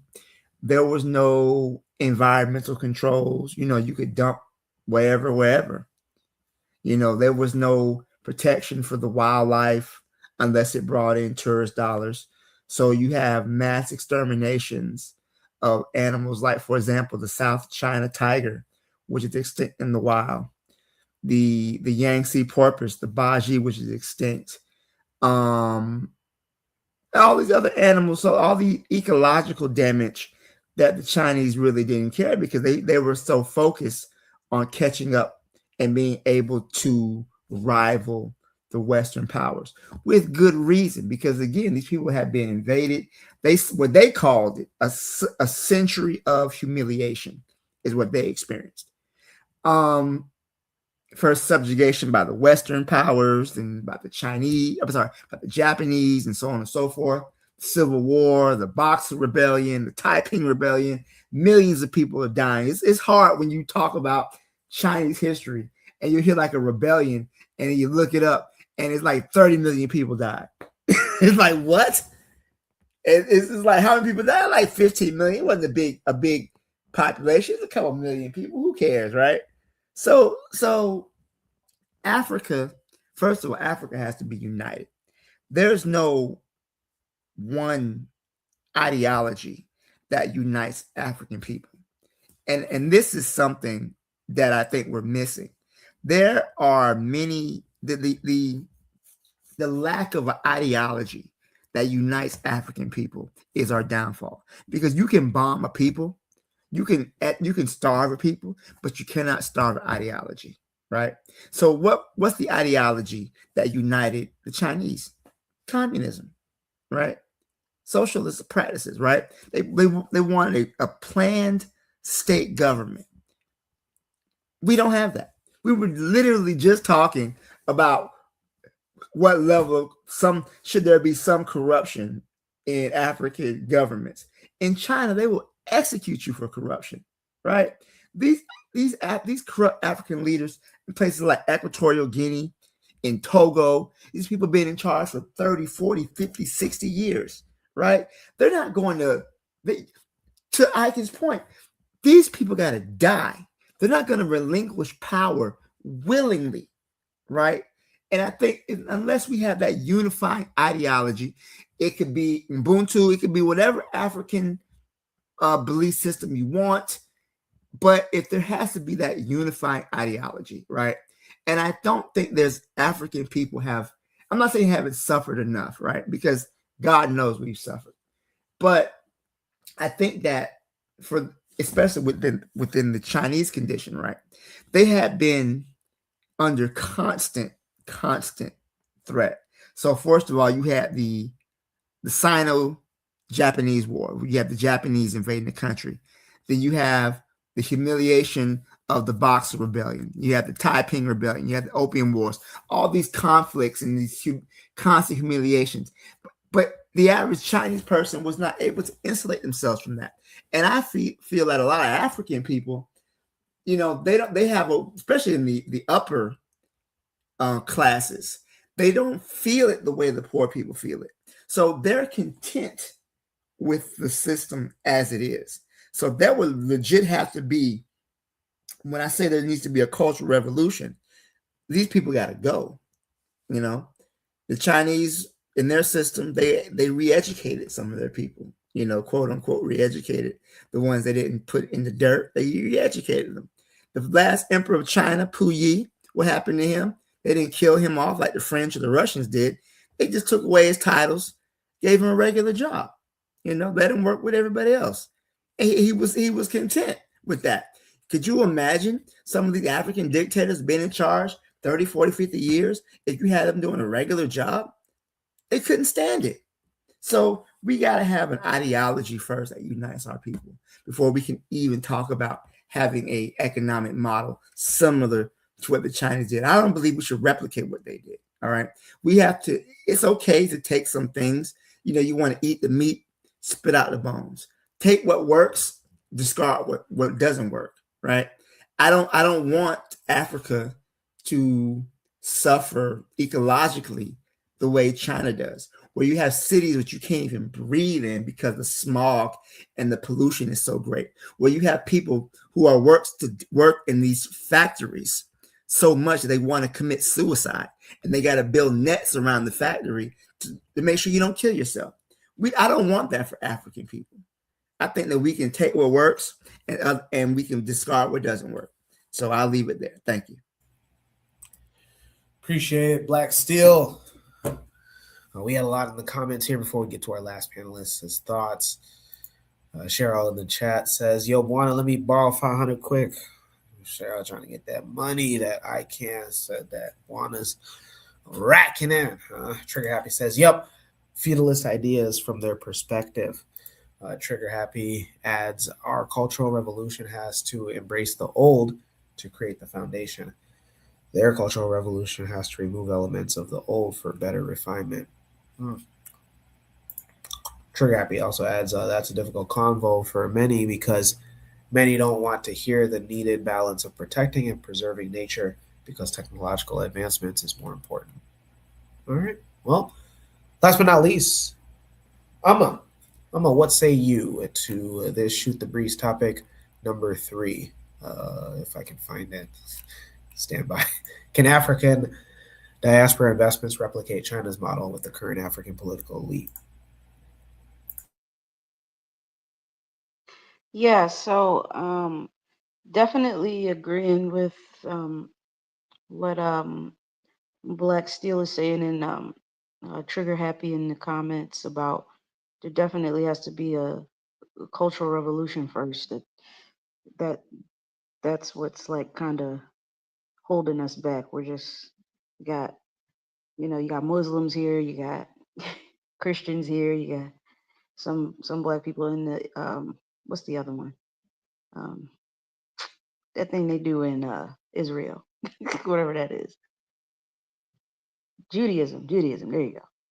Yeah, we all over the place, baby. But we doing too much. But that's part of our disunity. Definitely got to start there. But I do want to like highlight what the sister was talking about with just I understand the cultural aspect does absolutely have to be there, but she was just talking about the how like Africa's private sector, and this I'm just looking some of this stuff up as I'm going along, and she's just talking about how the private sector it makes up it's pretty much like the driving force for Africa's economy to transform. Like it's talking about like I'm just looking this up. Like 75% of investment. That's how much the private sector drives economic, I guess, transformation and success in Africa. So Africa has that thing. It's called the strengthening the private sector to boost continental trade and integration in Africa. I mean, they got some pretty good things here. They got, you got the regional integration, just agreements, across countries in Africa on just transforming trade, just building relationships outside of their own individual countries. I think that's key. That's important. Um, and also like them as addressing public and private partnerships cross borders too. I think I mean it's up to the African leaders, but if they see collaboration between the different countries in terms of how they're regulating resources, infrastructure, whatever, what have you, whatever improves like Africa in terms of energy, agriculture, and all of that. if they see that, maybe that can be a starting point. And like she said, you know, it doesn't mean follow China. It doesn't mean do exactly what they do, Or because China's having some problems right now. Some that's a whole topic for another time. But I think those things in terms of policy and regulation, that collaboration across borders, I think that's something to definitely pay attention to. But it's like that combined with a cultural revolution. I feel like those are like that's like the moneymaker right there. Like if we could somehow combine those two things, like I think we would be good. And just keeping things in in Africa. So that's the AFTA, kind of shorten it. That's the initiative. But I think a lot of the times, because like we said, we haven't had a cultural revolution, we tend to let people in to that integration process that are not African. And I think that's where we kind of mess up, you know, because your ideology, you want to do for Africa, but your ideology says do for everyone. And so that's, or do for Islam or whatever. So that's kind of where we kind of drop the ball, because we have Africa has the tools. It's just it's the mindset. So I'll end it there. What I know about, I hope you finish. I don't want to interrupt you. What I know about, I feel like another way of solving this problem is with black people. I don't know if you all know this term, but we have a term in the Caribbean called "what monkey see, monkey do." I don't know if you all know about that, but I know for sure that the black people living in the West, the African people living in the West, has something that Africans don't, which is a very common history, that resonates throughout from North America, from Canada, straight down to the bottom of South America. We have a very common history. That's number one. Number two, there are things that we have learned in the West in terms of industrialization, right? That if we pool the intellectual talents from all these black people in the Western world, I think that we'll make ourselves a very powerful bloc in the Western world. And what monkey see, monkey do. If the Africans see us doing it, they gonna want to do it too, because they are brothers and sisters. They go just like the AES spreading around Africa like a virus. And I think that our common history, we don't have the baggage.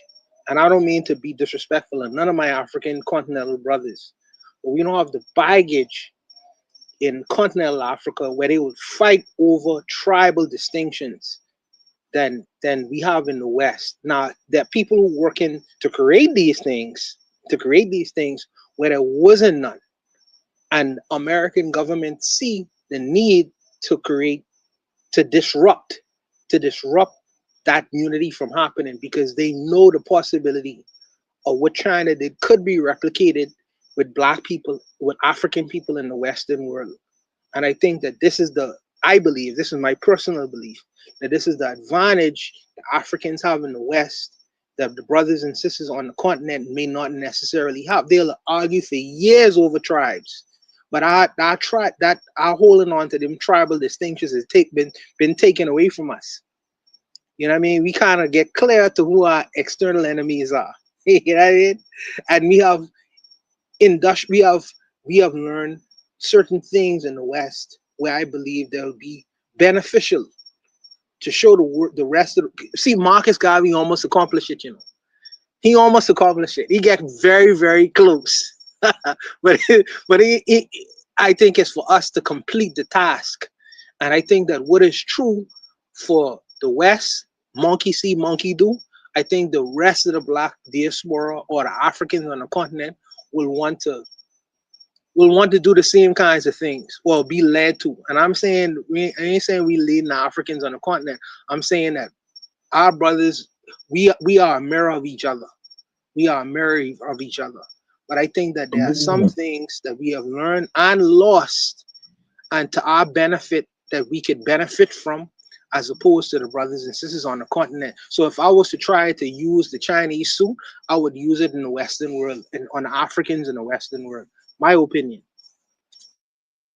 So Guana, you right, because look how they we send in bad messages. We send in bad messages to Africans. Um African woman is inspired by Black American women, and African men are somewhat inspired by Black American men. But the messaging is wrong, and that's why they kill all the leaders from over here, and instill vulgar music, and same with Jamaican. So right now, because Africans don't have no choice as to what they're hearing, they be embracing these ranchy rap music and Jamaican ranchy music. You feel me? They used to love reggae music, but the Jamaican and the government is killing reggae music in Jamaica. So, but they establishing dancehall music, which is full of violence and all that stuff. You feel me? Sexualizing everything. So that's what's that, and you can see it has an impression on Africans. So, but to tell you the truth, we have a big impression on Africans, and we actually need to be very careful how we behave, because we need Africans to be sensitized to our condition, and understand that they need to also invest in us. You feel me? That's what I was saying earlier before someone said I was rambling. Hold up, brother. Hold up for a second. 1 second. Hold on. Because, okay, I see what you're saying about the influence of America America has that effect on the world because we've got because I'm not going to say we, but they've got their hands in everybody's business. So it's only natural Sure. that everybody looks at America and says, "Oh, we're going to go do this." But also keep in mind who controls the media and the The propaganda and media. all of that. So when you saying things like, "Oh, Jamaican this bad music and the rap music this and that," just keep in mind that's not representative of the people that live there. So I just want to make sure we gotta keep that very clear. Yeah, That's not I totally understand, because I remember I did say the Jamaican government is trying to kill reggae music and establish dancehall music on a popular level. You feel me? And it's the same thing with American music, where the Jews control it, and they are instigating what type of music the dudes should make. You feel me? So they are, and because they know that we impact Africa, what are the whole plan is to make us, the whole plan is to make us practically be too corrupt for godliness. Did you know that? That's what their plan is like. Their plan is to say, okay, they gonna turn us into murderers, all type of terrible beast type of thing. So we destroy our souls. That's what they all working on. The Jews, everybody. They trying to make us disrespect our soul. And so in the afterlife, we are somewhat corrupt. You feel me? And our heart is heavy. So that's all they're doing. They cannot make us uncorruptible. They cannot afford to do that. So that's why they're trying to make us raggedy. But that's why I say that Pan-Africanism, we black people need to stop fighting against our heroes and start endorsing our heroes and put them on front page and endorse Pan-Africanism, because that's the only way. As someone said, we need a cultural revolution. Well, we can only have a Pan-African Black conscious cultural revolution because we are Black, we're not Chinese. You feel me? So that should be our cultural revolution. I think we should start treating Pan-Africanism as our goddamn religion. You feel me? Go ahead, my people.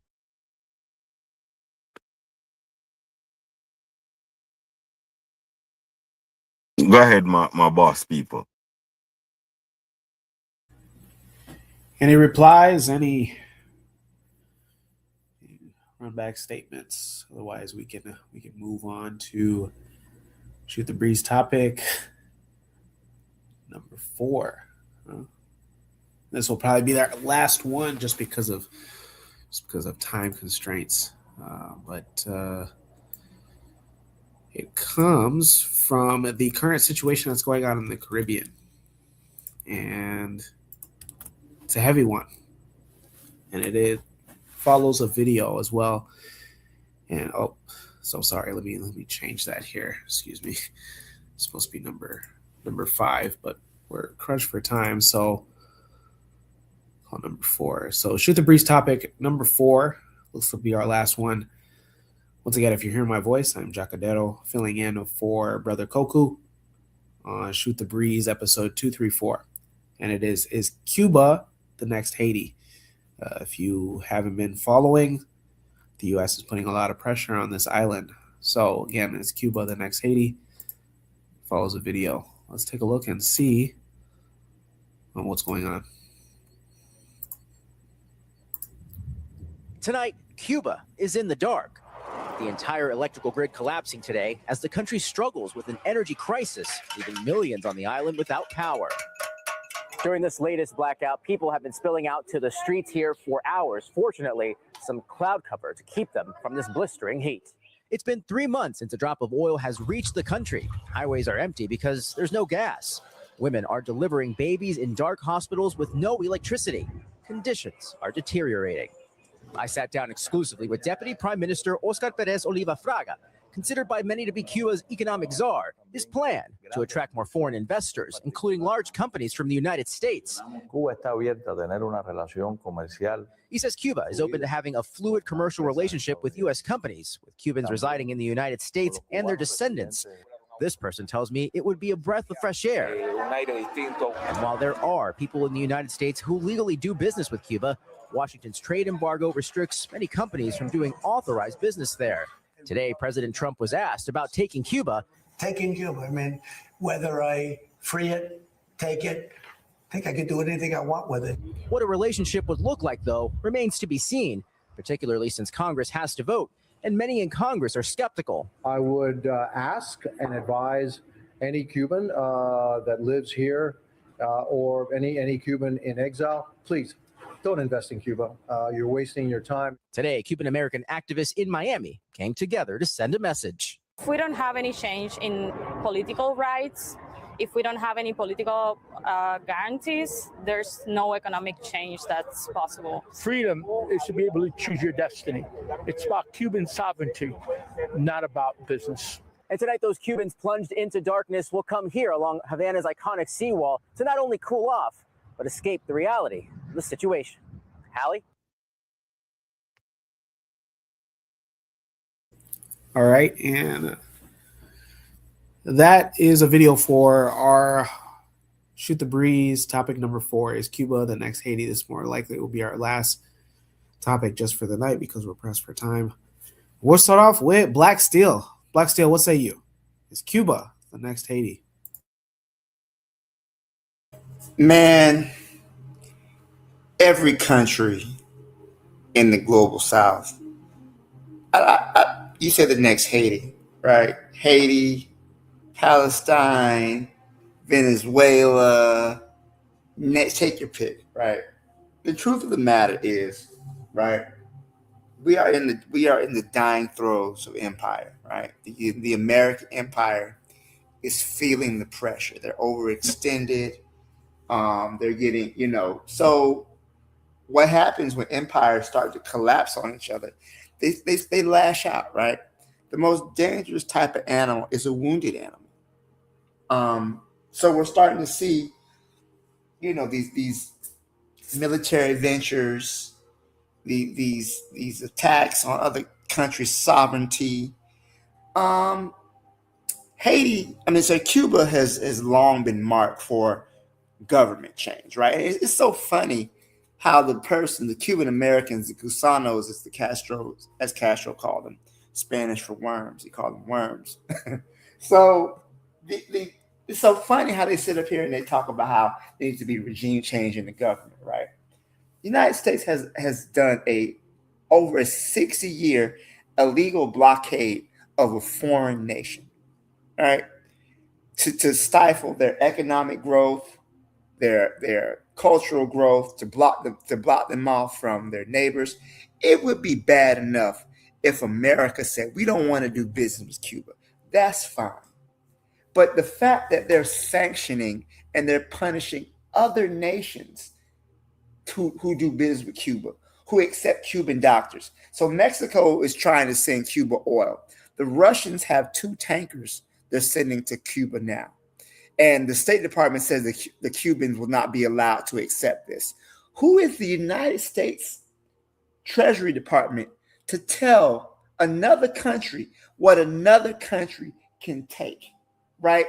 And then they had the nerve to ask if they could supply diesel fuel to their embassy in Havana.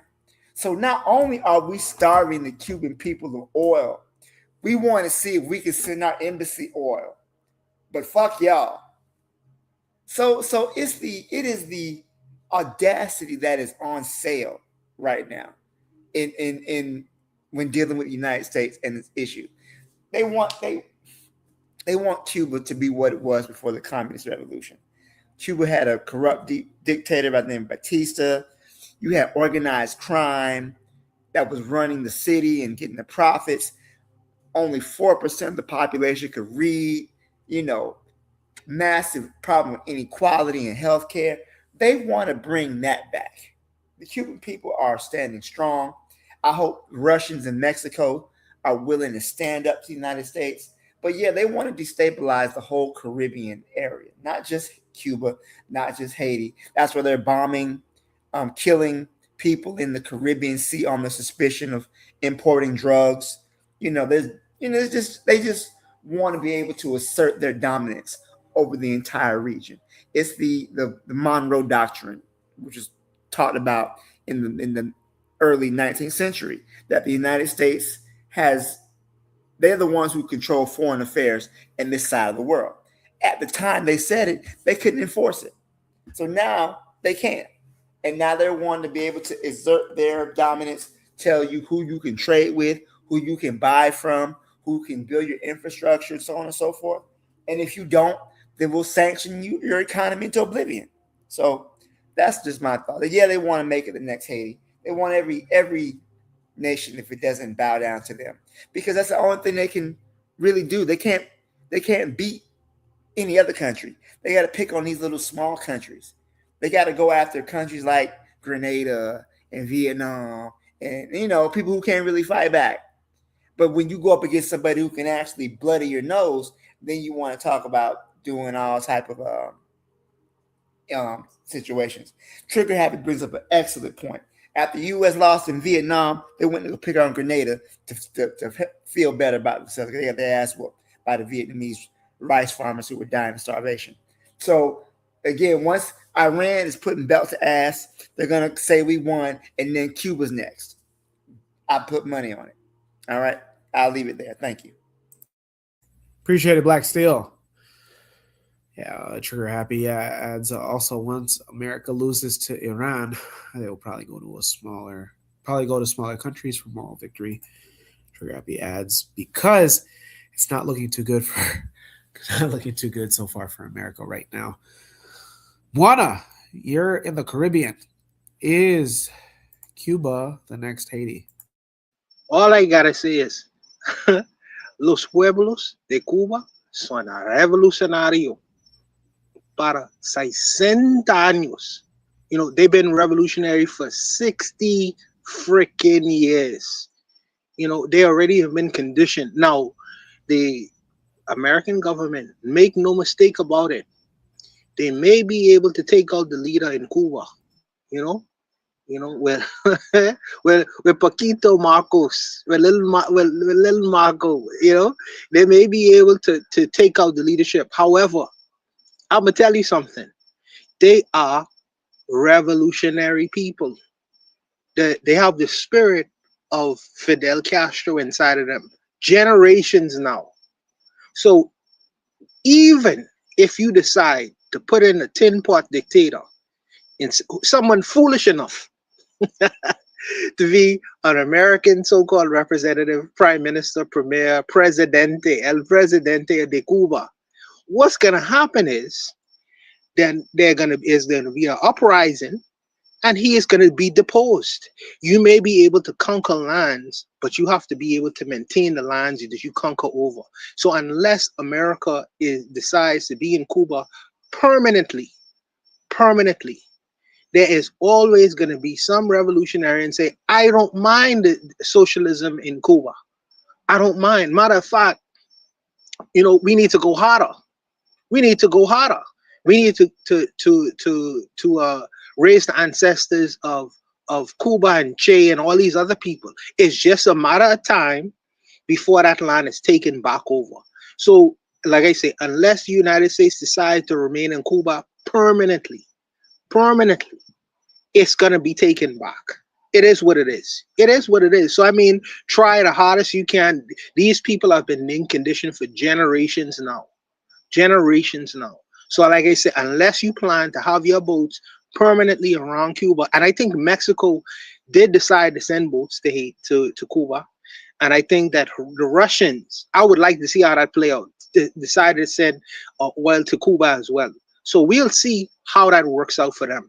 We'll see, and they are. I know the Blancos in South Florida. I know they want to have their so-called places back or whatever. That's a dream. This is a dream. This is a dream. You're not, like I say, even if you take Cuba back and kill out all their leaders, there are millions of people willing to replace them. So the language of Cuba is revolution, just as in the United States, by the way. The United States is a revolutionary country, so they should know better. There are some people you shouldn't F with, like the Haitians. Whenever the Americans send a 10-point leader to Haiti, his days are numbered. His days are numbered. He ended up leaving running. So I say to the American, good luck. I'm not saying that the American government don't have force and power, but the ability to stay there long term, I don't think so. I don't think so. So we'll see. I'll leave it there, Jacadero. Good stuff, Wada. And good stuff also, Black Steel. Yeah, this is it's a bit tricky. It's a bit tricky just because Cuba's been holding a revolutionary line for the past 60 plus years. Amma, what say you? Is Cuba the next Haiti, based on what you watched and what you know? Oh boy. Um, I mean, I would say no. I don't know too much about Cuba, but I was just kind of like really focused on what Trump was saying. And he was just like, you know, what did he say? Well, he said I can take Cuba. I just like really logistically, I want to know like what that really, I'm not trying to be mean or anything, but like what does that really look like? Because uh, um I just feel like America, like with Trump in office, they might be stretching themselves too thin with everything that's going on with Iran. Not just with Iran, but um, you know, Venezuela. You got just all of these places that's just like ready. They're just like they're just ready for revolution. I just don't see America in terms of, and this is a little technical, but in terms of like ground troops, I don't see them being ready. I don't think right as of right now, I don't think America, I don't think the army is ready. The US Army is ready for what they would encounter if they put boots on the ground in places like Cuba, and I don't know. I just, if they were actually to do that and that was a thing and he actually wanted to take Cuba, I don't think it would work, just because, just based on what I know about the US military, it's just, it's not ready. They're just, they're not physically ready. They're not mentally ready.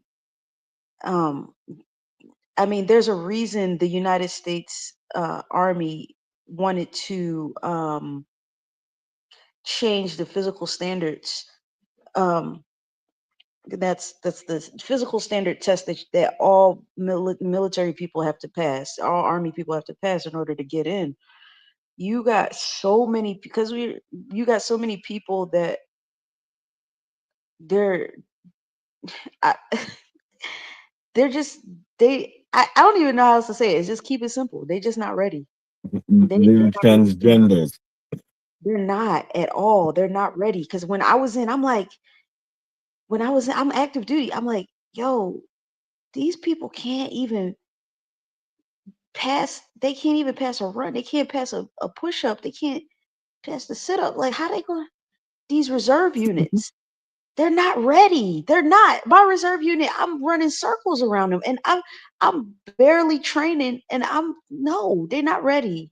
And I know that's just my unit, and there are other units. There are hundreds of units around, but the standard, that's why they had to change the standard, because it was so bad. They had to kick out so many people because they were ill fit. Everybody was getting a profile. And for those of you who don't know, a profile is just something that you get that says that you don't have to participate in the daily physical training activities when you're active duty, or when you're on when you're reserve.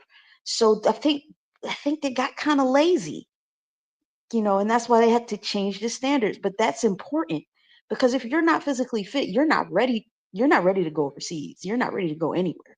These people are going to knock you out of the park. It doesn't matter. I mean, it doesn't matter the weapons and stuff like that, because if you're not physically fit, you're not mentally fit. And that's why they had to really do a reorganization. And I got out active duty in 2017, and I got out of the reserves in 2020. When I got out of the reserves, I'm telling you, it's not looking good. They're at least 7 to 10 years away from rebuilding their people up again. Like, I'm not saying they got special forces. I'm not talking about special forces. Not talking about the people they sending over to Iran to put boots on the ground, which they did that. I think they put like about 5,000 people over there or something like that. Not talking about them people. I'm just talking about stateside. That's not everybody. That's a select few. They glow like the other four, like, they not ready. I'm sorry. I think the US is definitely stretching themselves way too thin. And I'll just leave it there. All right. Yeah. Huh?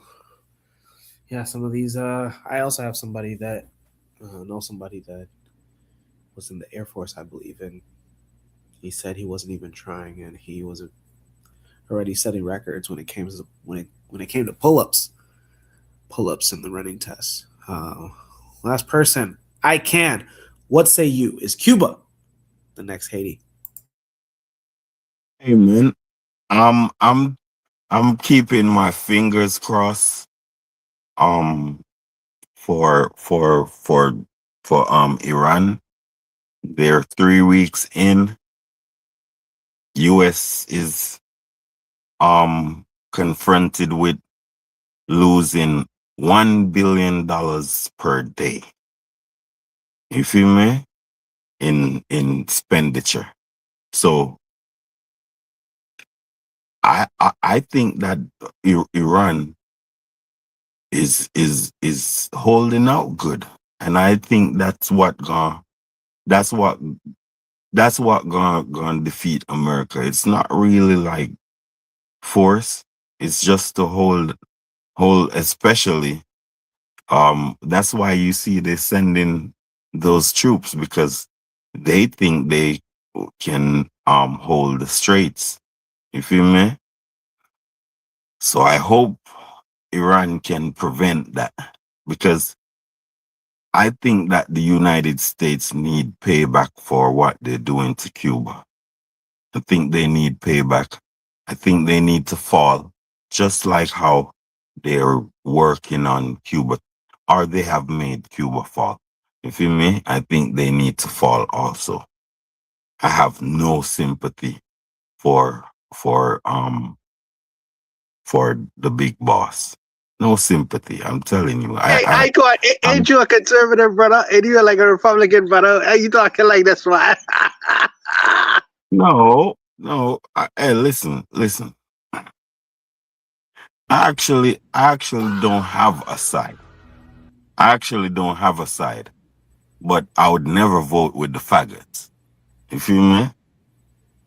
But I prefer some.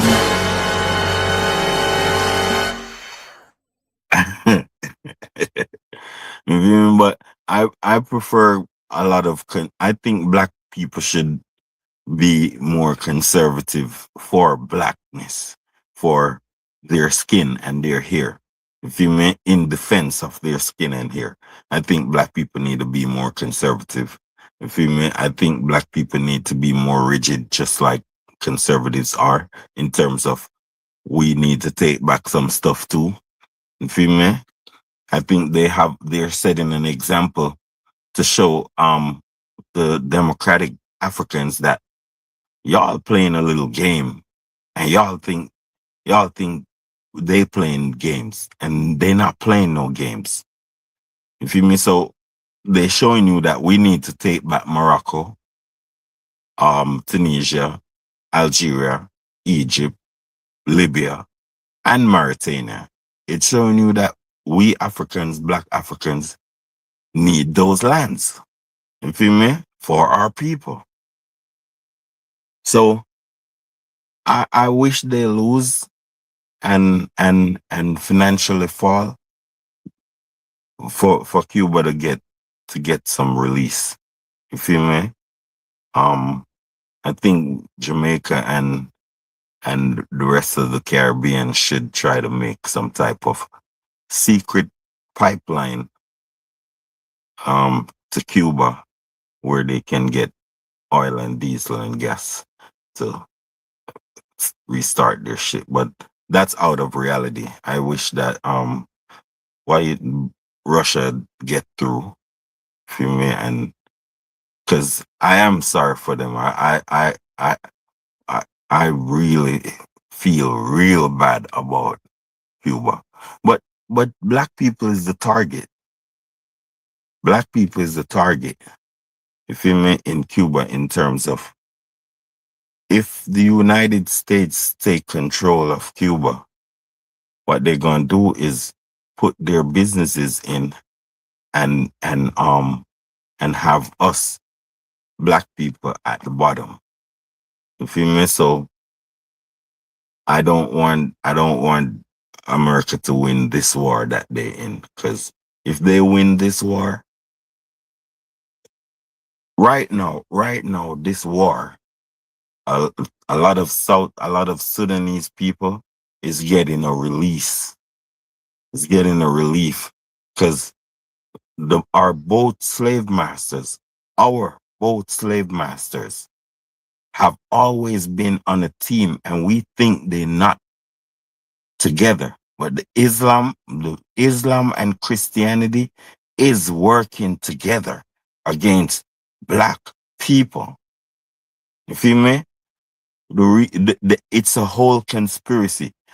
They have raced for Africa, religious race, where that's why you see Muslims was doing forced conversion. You feel me? Or even now they're doing forced conversion. So what they're doing is, that's why they become 1 billion Muslim, because most of it is force and fear and and capitulation to our to the force of Islam. You feel me? To the force of what you call intimidation that people get. So that's why Islam is so big, because most of it is by force. Same with Christianity, but more milder. You feel me? Because Christianity is all of them mix bad with good. So that's what's going on with us. We are totally fragmented in our minds because of these religions that was forced on us, man. But Iran gonna win. I have faith that Iran gonna win. I'm surprised at the weapons that Iran got. I think it's superpower weapons. And if they can hold out, I think they can break America financially, because it's already in problems. You feel me? I wish they add another 2 trillion debt on America in the next few months. I hope they will keep it up till maybe 1 year, 2 year. I don't care. You feel me? But I don't think they're supposed to get the streets. Sorry to say.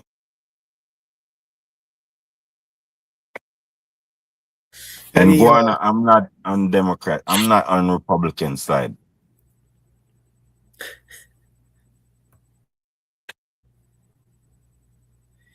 Any Go replies? ahead, sorry. Go ahead, sorry, sir. Yeah, any replies, any rebuttals? Yeah, sure. I don't know if Black Steel went. Black Steel, did you go? Because I don't want to interrupt you, brother. I went already. Go ahead, Juan. Yeah, I'm in two minds about it.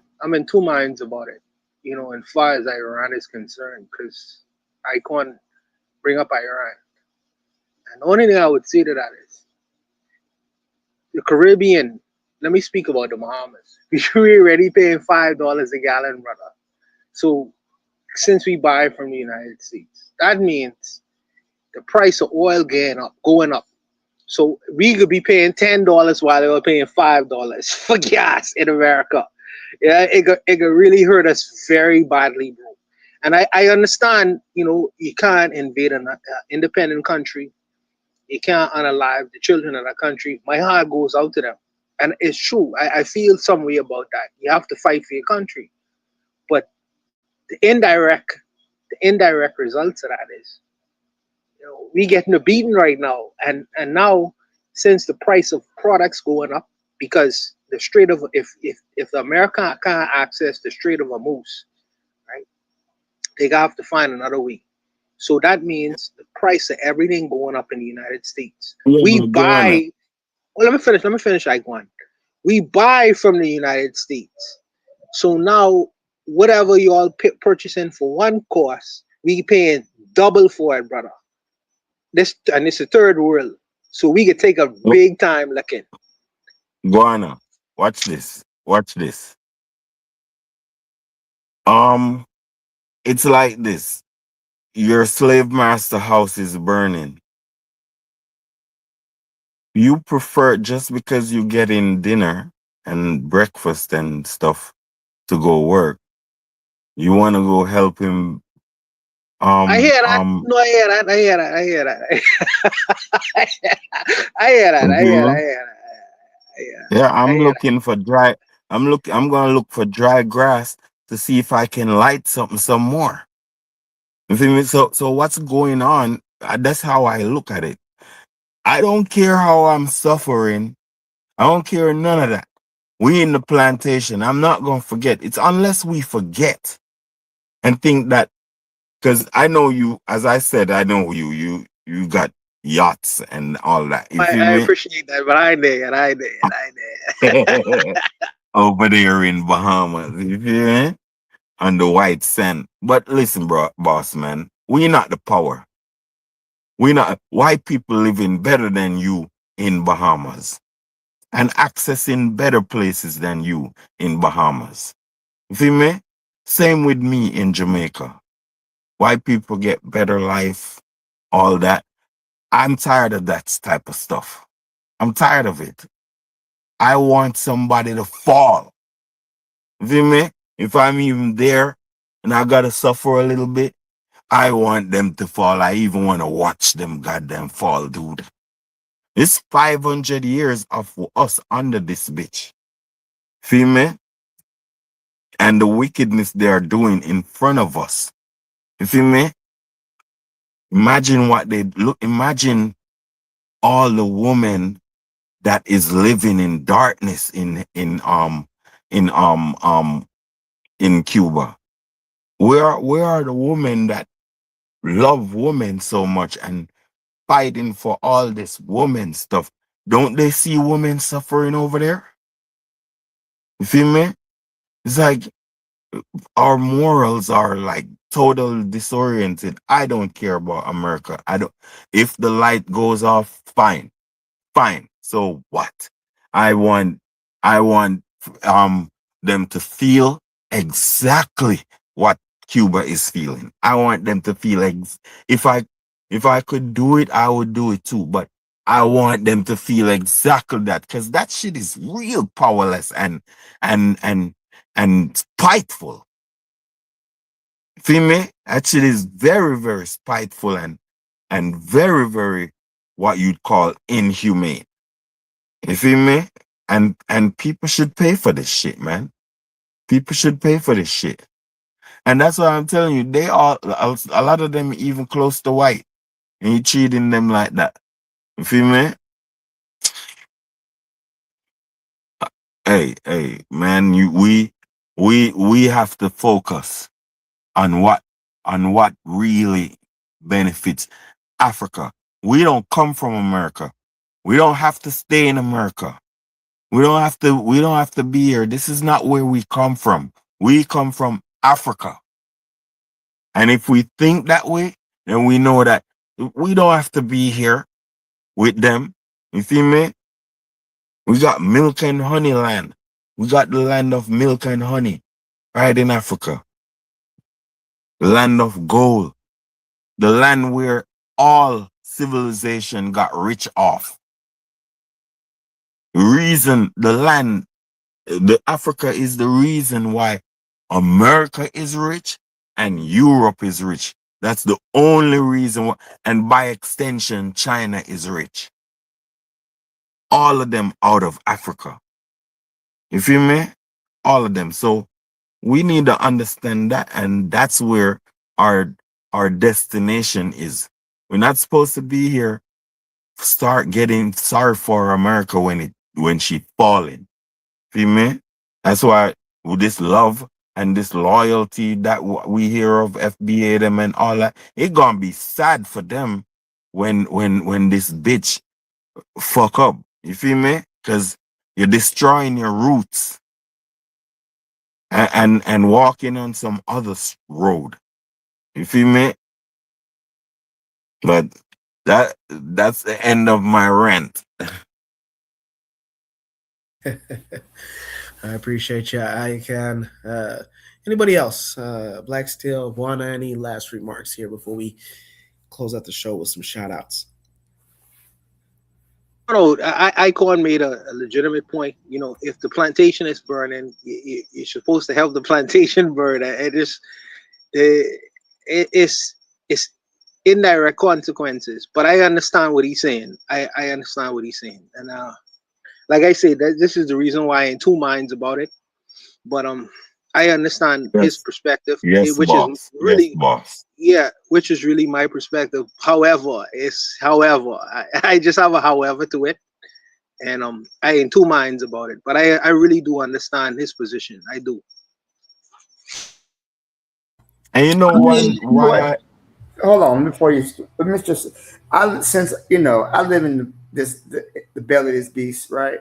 So our gas prices are nowhere near what yours are. I think ours is like $4.15 a gallon right now.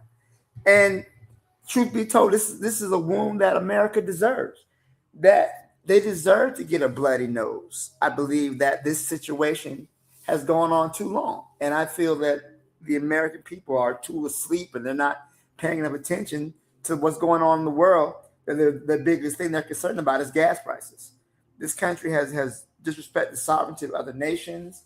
It's killed innocent people abroad, overseas. It's about time that America got a bloody nose. And I'm saying this as somebody who was born and raised in the United States. I don't got no love for this fuck ass country.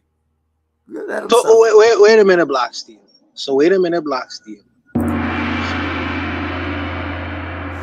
And that's the sound effect. So go ahead. I'm listening.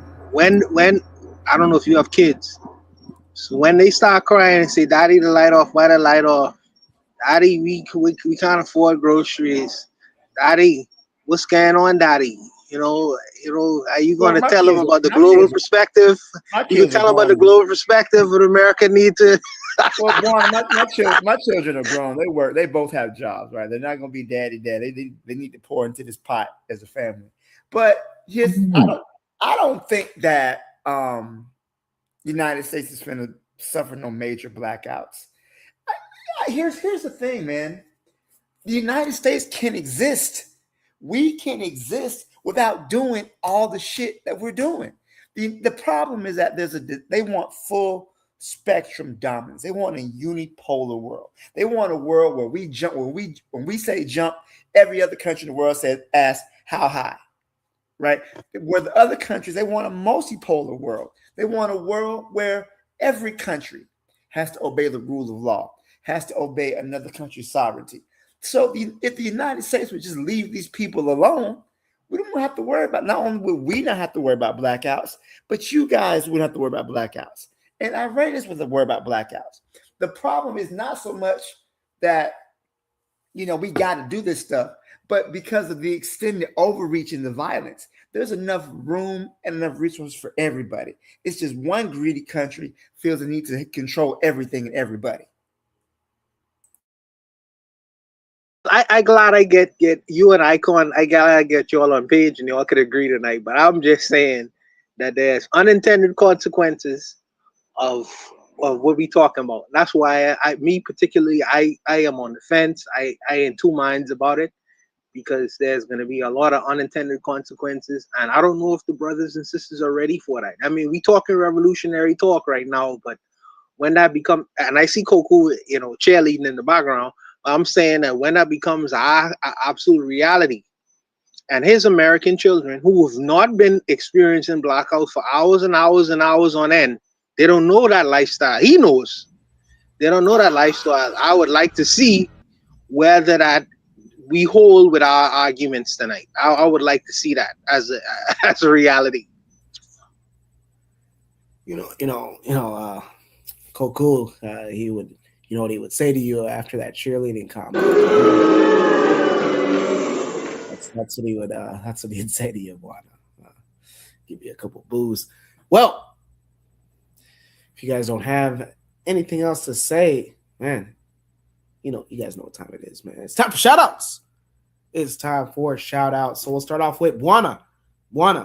Any shout outs? Yes, sir. Yes, sir. So let me shout out you. Yeah, Jacadero, he kept the pace tonight. With allowing the brothers them to don't clap for me yet. You know what I'm gonna say. He kept the pace tonight for letting the brothers talk. Him and Koku make a very good combination when Koku is rested and tired and whatever. He does his thing. So shout out to Jacadero. Don't forget Omaha, Nebraska, and his organization as well.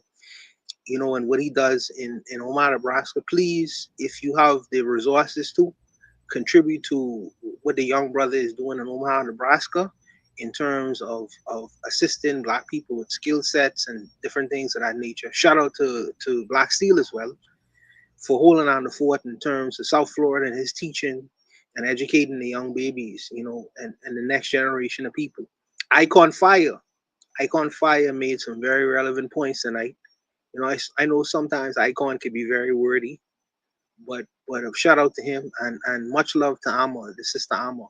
The people who hold down the fort tonight. So shout out and respect to everyone who made great contributions tonight, including the chat as well, Trigger Happy and a lot. So I'll leave it there.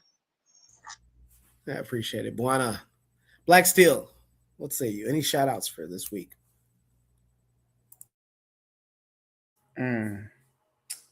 Well, shout out my mom. Tomorrow's her birthday. She'll be 66. What else? Just shout out everybody on the panel. That's really it today. Thanks. Appreciate you. Black Steel in the chat, Trigger Happy gives a shout out, and he says, shout out. My shout out will be to Senegal. They are standing tall against the CAF corruption. Yeah, if you don't already know, the Africa Cup of Nations soccer or football tournament happened in January. The final at least happened in January, and Senegal ended up winning. But almost 2 months later, because of what had taken place in the game, what was allowed to take place in the game, where majority, if not 90% to 95% of the team, of Senegal's team, went to the locker room with only the captain remaining on the field. The game did resume once the players 15 to 17 minutes later returned from the locker room after protesting a controversial penalty. The officials of the AFCON reversed Senegal's win and gave the win to Morocco. And they gave them 3 points, so 3-1. But Senegal's entire team, including the president of the football operations, has said that the trophy will stay in Senegal. So shout out to them. Culture Education says, shout out to Jacadero, man. Shout out to you. Shout out to you guys. Shout out to each and every one of you guys. Every week, you guys are showing up. Shout out to Koku as well for allowing me to take over whenever he is not able to. So shout out to Brother Koku. If you are listening and you want to be a part, again, the Discord is there. The Bitter Medicine Podcast Discord. It's where you can share your ideas. Also share your own topics to be featured on upcoming weeks' Shoot the Breeze episodes. I am Jacadero, and I represent the Empowerment Network, the strongest Black organization for like-minded collaborations here in the Midwest. So we partner with sister cities like Tulsa, Oklahoma, Kansas City, Missouri, Memphis, Tennessee, Lansing, Michigan, and everything outside and in between. The ticker is on the bottom of your screen. Visit us at www.empoweromaha.com. We have a very new website. It's colorful. It's not boring anymore. Connect with us. In May, we always do the Rebuilding a Village Conference. 1 year, we had Magic Johnson as a keynote speaker. This year, there's going to be somebody that's pretty well known. You guys should know this person. So if you want to be a part of it, reach on. Aside from that, if there's nothing else, we'll see you guys next week. More than likely, Koku will be back. With that being said, Shemi M. Hotep, Uncle Ja Seneb Neb, and Bwana, Kwaheri Bwana. Huh? A little Swahili. You guys enjoy the rest of your guys this weekend.